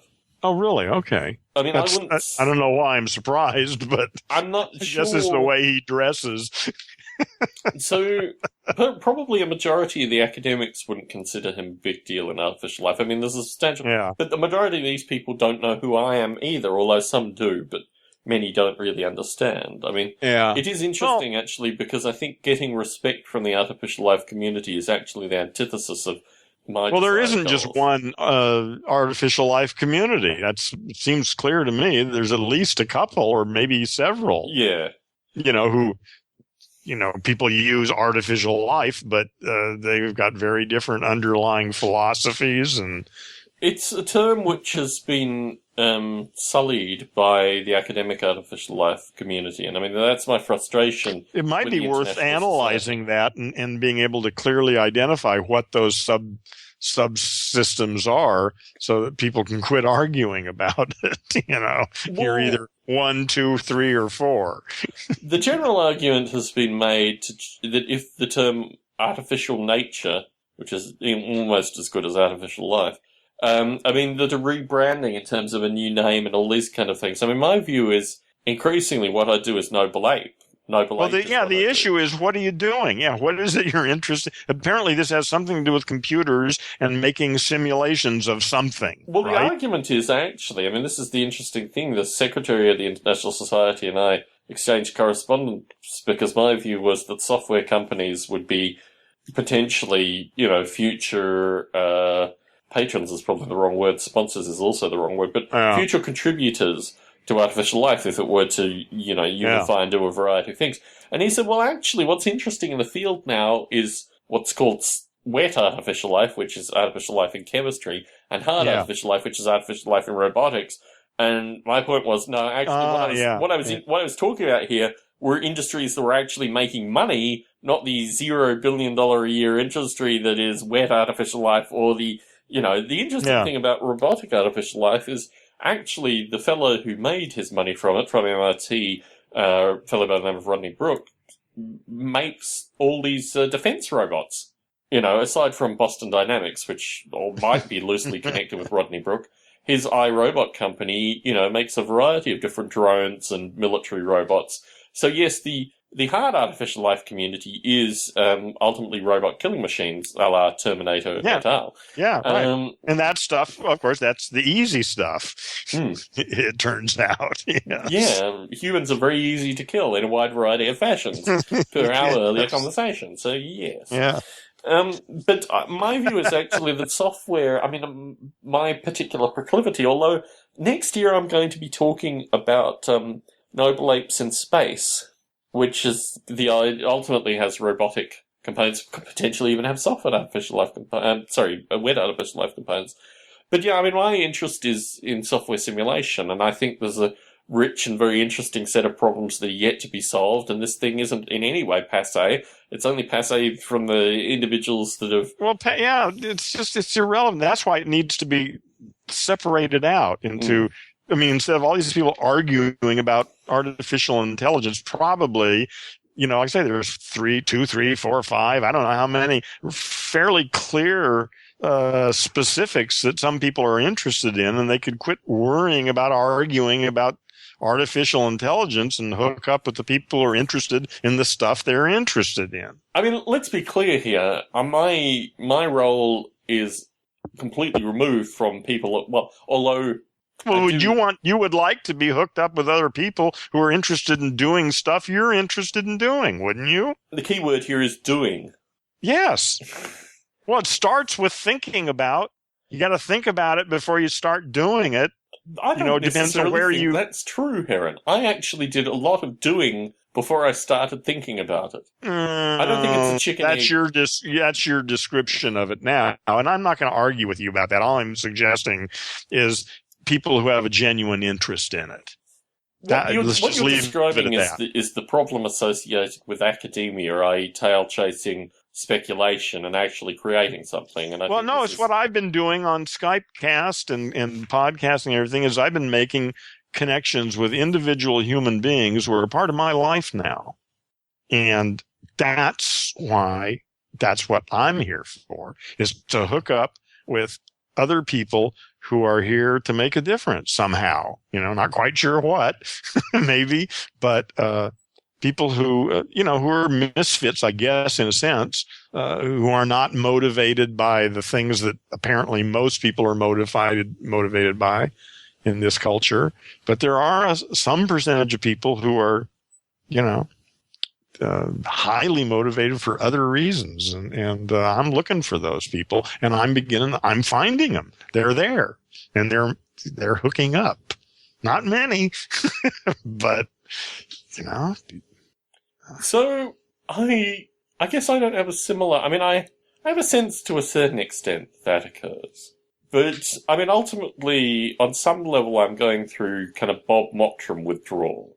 That having someone who was contributing on a regular, periodic basis to Noble Ape was really actually a luxury. Hell yes.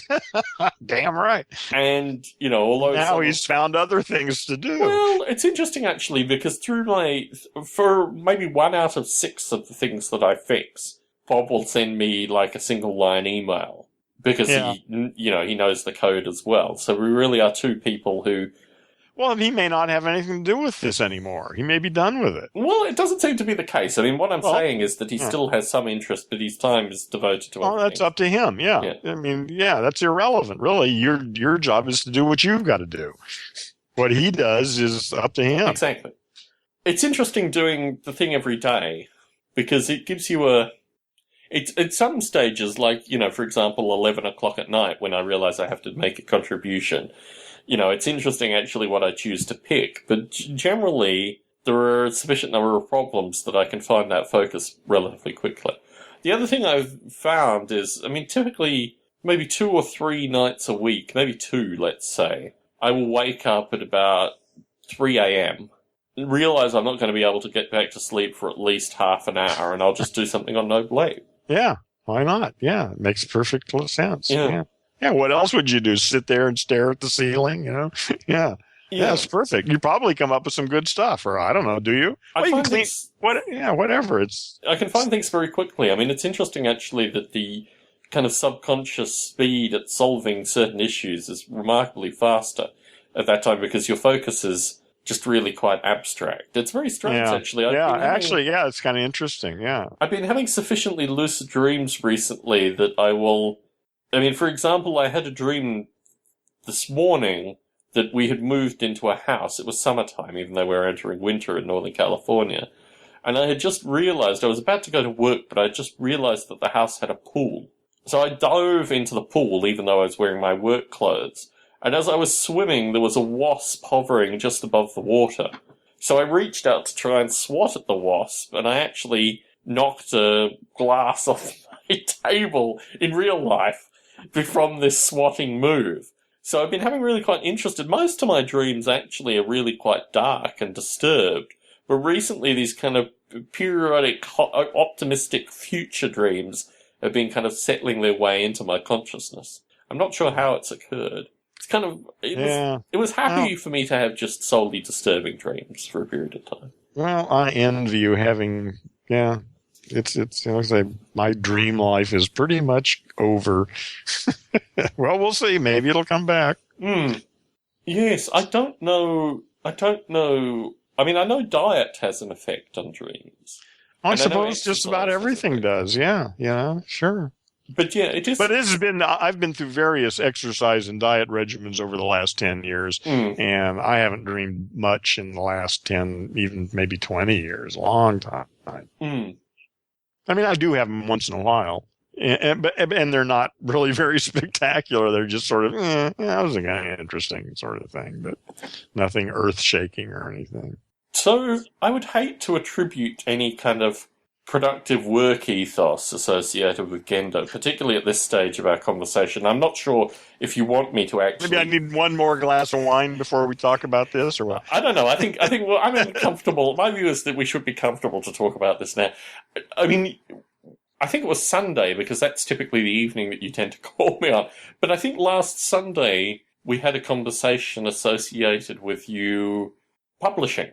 Yeah, right. Is that something you want to talk about in Stone Ape, or can we talk about it? I don't know. If you want to talk about it, I don't really know exactly what it is, but it seems like a natural thing to do as part of what it is I'm trying to do. So, I mean, and I've got all the material. I've got more than enough material. It's really about organizing it and putting it together in some sort of form. It is interesting, actually, because although there was a dip of about a year and a half, but for the 3-odd years we've been conversing, it's nice that this one seed element has kind of rubbed off on you. After many years. Well, I would suggest that this is not an idea that you were the first to bring to me. I'm sure, but I started this book in like 1996. But I understand that. But I guess my broader point is that the method in which I used, that I've been explaining to you pretty consistently for the past 3-odd years, is the method which you seem to be remotely... It's actually interesting. Well, obviously you're one of the people I've spent my time talking to. So obviously, you have been some influence on me. The thing that I chuckled about following our call was that even though I've described this kind of ad nauseum, probably to the listenership's detriment, for so long in minute detail, the questions that you had for me were still relatively general, even though we had kind of... because I wasn't really interested in it before. I mean, and at this point, I don't need to have any much more detailed than what you gave me. Yes. I mean, I still have to decide on the actual material and produce the book. Yes. That's the work. That's the hard part for me, anyway. Yeah. But yeah, once I've got that down, then, or at least when I get close to that, then that's when I need to start seriously. But again, now I already know what the options are, and they're pretty good. They are remarkably good, actually. Yeah, it's awesome. Yeah, it's just the question is whether I can put something down that's going to be of any use to anybody. My view is actually that putting anything down, you'll be able to find at least someone through putting anything down. Yeah, I agree. So it doesn't have to be perfect. It just has to be version, 0.9. Maybe I'll release a beta version of it. Yeah. That makes sense. Yeah. Okay. So the first version will be a beta version. I mean, if you wanted to do it really, open source-esque, you'd put up a wiki, you'd publish the wiki in book form, and then you'd give people the opportunity to go back to the wiki and make their own edits. Good idea. Oh, that's interesting.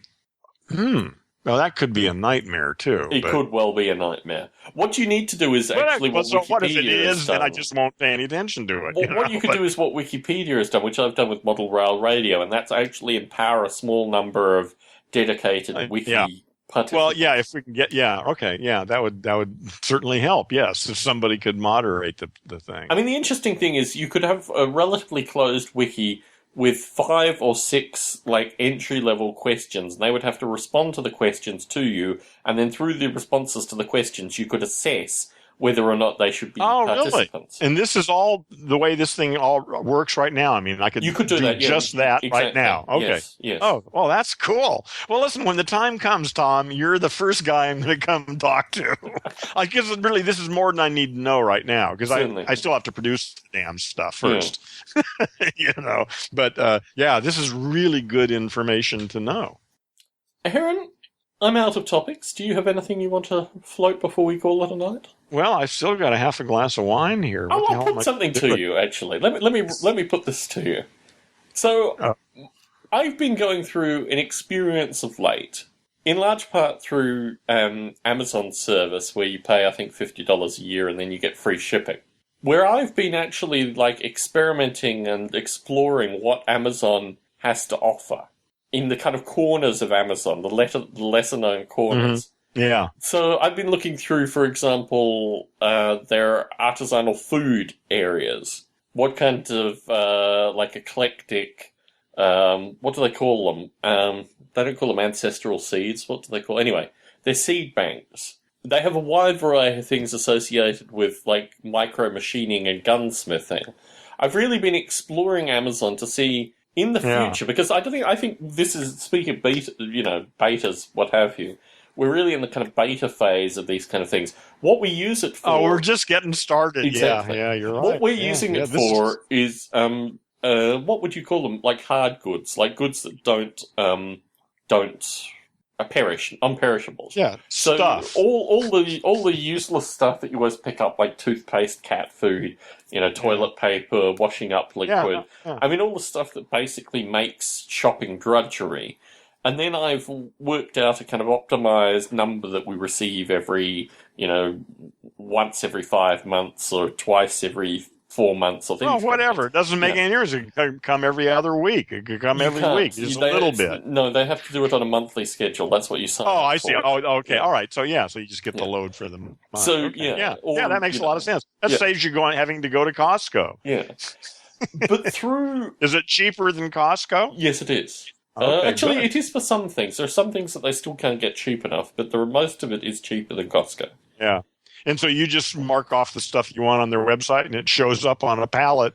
Exactly. Well, not on a pallet, but in a box, basically. Well, anyway, whatever. So, I mean, for example, the British barley cordial thing that I'm adding to my water currently, will come periodically. And basically, I mean, I think this evening, aside from the chilies and the kosher chicken stock, everything came through this process that I used in my dinner.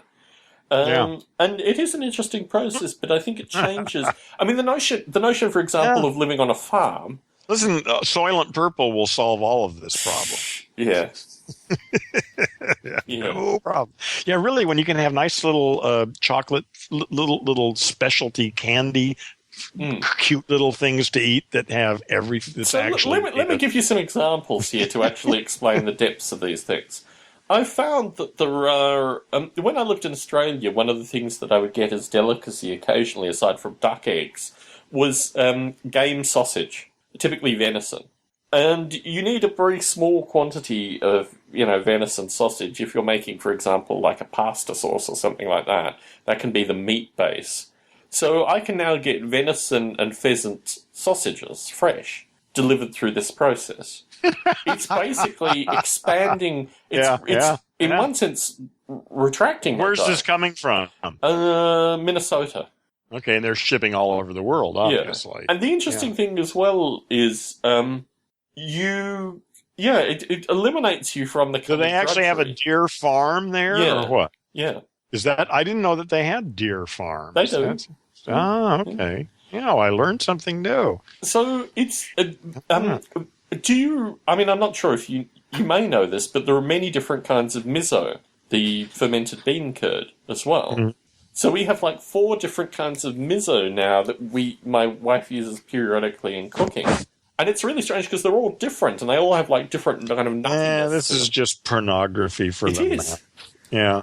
It That's is. bullshit. But, well, you say that. But it's now... I do. I'm infected with it myself. Yeah. Listen, man, I love a good, steak. Yes. I haven't gone that far mashed yet. potatoes and I haven't gone that far yet. I've not actually... I'm not mashed potato, but a baked potato, Yes. really crispy with a lot of butter and some salt and pepper on it, man. Yeah. I still go for that. I'm brain damaged. What can I say? It's interesting, actually. But in the long run, that's just stupid. My mother has been to this country twice, and my mother is probably one of the most neurotic food-related people. This has basically infected me, and through living with her. Yeah, She will pick to pieces what you're eating in real time as you're eating it, and this will become her thing. Yeah. We took her. My spiritual advisor plays with this. Yeah, that could be Completely. fun. Yeah. So, towards the end of my mother's stay here, when we were in Vegas, we took her to Red Lobster. And she ordered a baked potato, not realizing what she'd get. In her world, a baked potato is an old potato that's dry and horrible that you throw into the oven, burn to a crisp, and you come out, you peel off a rubbery outer shell and 4 layers of burnt, and you've got like a little artichoke-sized piece of potato. That's just about my right idea for a baked potato. Instead, she got this creamy, salt-encrusted thing with butter, chives, sour cream, Uh-huh. which she proceeded to eat and complain about every mouthful. Just literally, continuously, this kind of ongoing It's language awful. associated with this. Yeah. 2 years later in Australia, I was walking with her and she said, "You know, the best baked potato I ever had was that one." Yes. Yep. So, yes. Yeah, I think what will happen here is actually that I will expand what I grow, and then I will have this increment of what I grow that could potentially come from, Wisconsin could potentially come from, somewhere in Japan, and this is just the world that we live in. Yeah. I just ate my first store-bought tomatoes in the last 4 or 5 months because I've been my own. Eating the cherries, yeah. And boy, are they disappointing, I did buy some cherry tomatoes, and those were actually pretty good. So they were pretty good. Maybe I don't know what it is, but the end of the season. Well, I don't know. Yeah. But in any case, there's but some of the other ones I've tried a couple different kinds, and organic, supposedly good tomatoes, and they really weren't quite as tasty as the ones that were growing naturally in my own backyard. I know. Yeah, I'm now growing. I mean, the chilies are the last things. I'm out of tomatoes. The basil, cilantro, and chives are going to be the next thing that are coming up. I've got a lot of basil currently. But yeah, it's really augmenting what we have in kind of fresh stuff with this. Yeah, it makes sense. Yeah, to make food. that part of your life. Yeah. Anyway, Heron, I really am fresh out of ideas unless you want to throw up another topic. No, like I said, but I still got a quarter of a glass of wine. A quarter of a glass of wine. Oh, you're really pushing the topics out of me this evening here. I'm in two minds of describing. I don't even know if it'll become a thing. This is the thing. So I talked a little bit in the last recording associated with, again, being up at 2 a.m. or something and purchasing these two, what they call frames, which are these hunks of aluminum that you put a couple of hours of machining into, and then you have a firearm. And the thing that strikes me about it is that all of them are existing firearms. They're very well-known firearms because you need to have a parts market that will also supply parts to these frames. Well, I thought you were making your own, so you just make more if you need them, right? Why would you need somebody to supply you with parts if you made it to begin with? This is the interesting thing. The frame is not everything. So I see. So you have to actually, you make the frame, but you buy the parts to fit the frame. Okay, I got you. And that's the frame is what legally. Well, what good is that? I thought the whole idea was to make it yourself. Well, the frame is what legally becomes the firearm. So what you are doing is actually creating the firearm. The parts, everything else, including the firing pin, the barrel, all these other things, are not actually the firearm. Duh. Which is this is the language. This is the language. No, I of the understand, but I mean, this is just getting more and more baroque. Yes. So I don't know. I mean, I don't know. So what's the point? Why not just go out and buy a fucking gun? Why go to the trouble of making one if you got to still go out and buy parts for it? Because it doesn't exist as a firearm like the one that you purchase. So what? What are you planning on doing with it? My view is that actually, as a talking paperweight, it makes something in and of itself. I mean, I don't know whether or not. All right. Oh, yeah, it is cool. Listen, they're definitely the cool factor, man. Yeah, I can go for that. Yeah, but I mean, if that's it, I can. All right, they're cool. It's cool. I made part of this.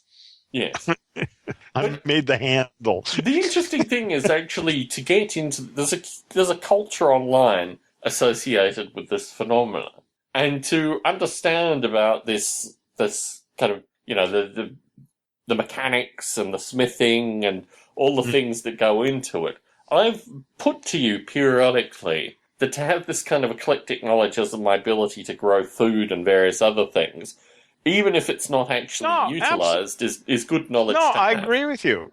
My overseeing the manufacture of the keyboard, I see as quite an ability. Yeah. To hire two people to manufacture something that never existed before and end up after a few months with the thing just what I was looking for. Yeah.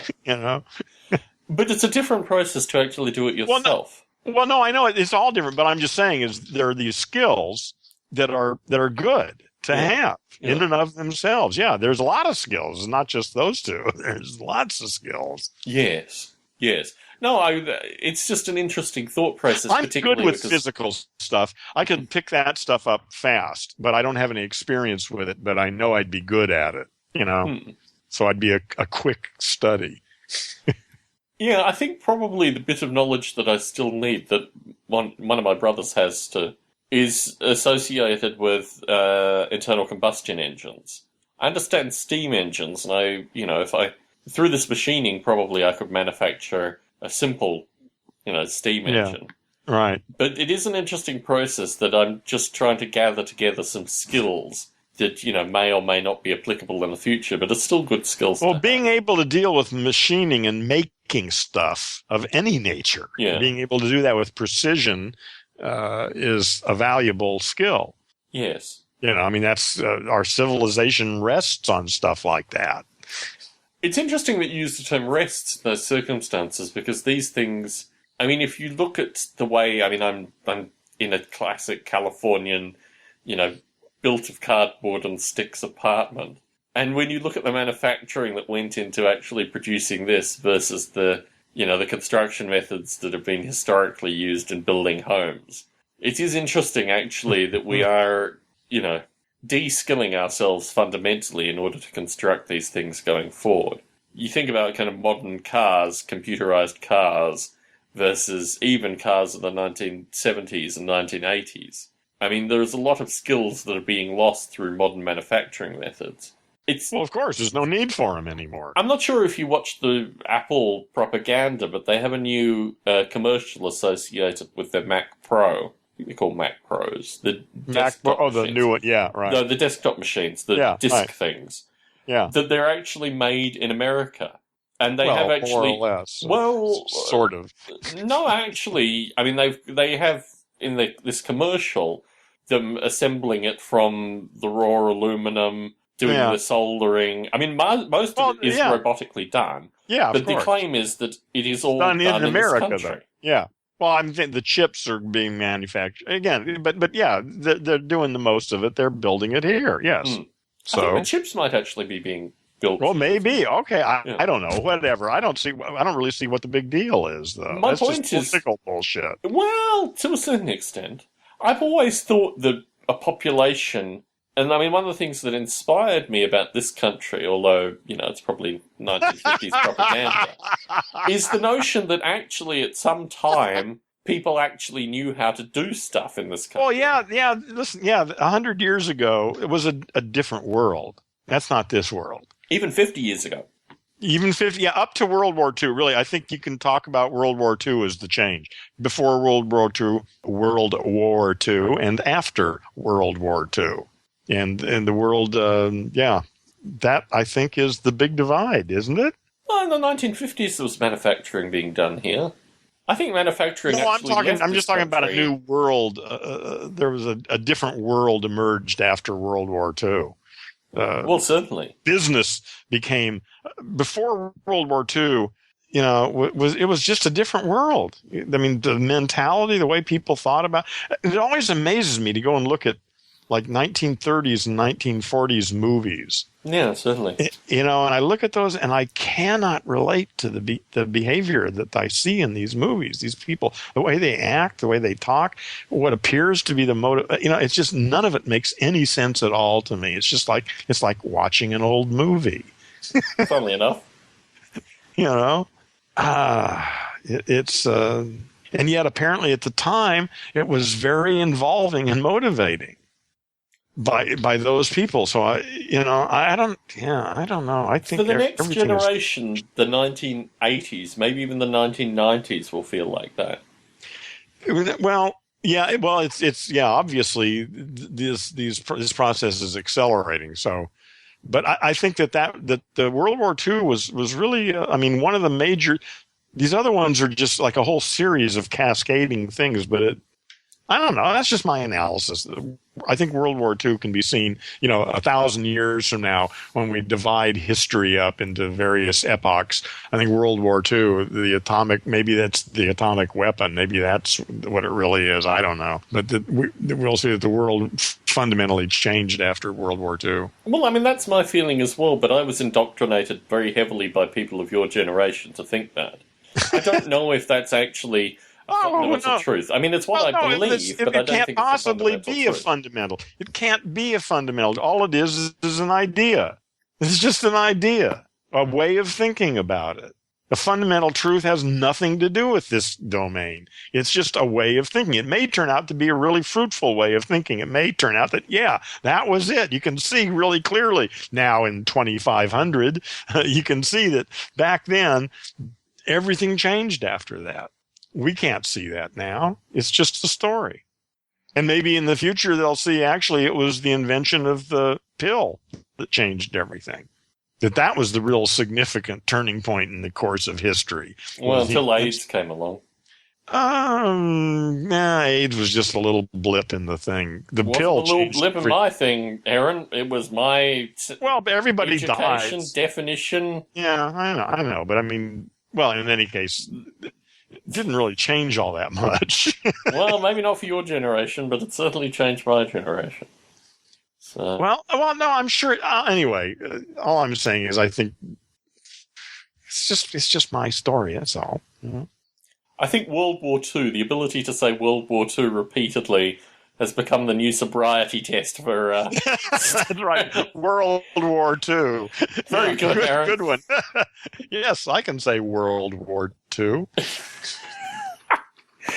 You will never hear this audio, though, Aaron. That's the problem. In fact, if you went back and listened to this, you would get the joke out of it. But would I realize that I can't say World War II? I think you would realize this in very short order. Really? Well, I'll have to listen to me saying World War II because... God, it sounds perfectly normal to me. God, am I that fucked up? I don't think you're that fucked up, but it's sufficiently comical that I'll just leave it Really? in there. World War II. World War II. World War II. You're convincing yourself that you can say it, which is a good thing. No, what I'm going to do is go back and listen to this. Yeah. Tomorrow. And then we'll see what I think. I could bet money that you will not actually do this, Aaron, but... you can bet now that we've gone this far, you can bet that I am going to listen to it. Okay, well, that will be the bet then, that we will start the next show. Okay, all right. You got a deal. It's been a pleasure as always. Have a good evening. Okay, bye. See ya.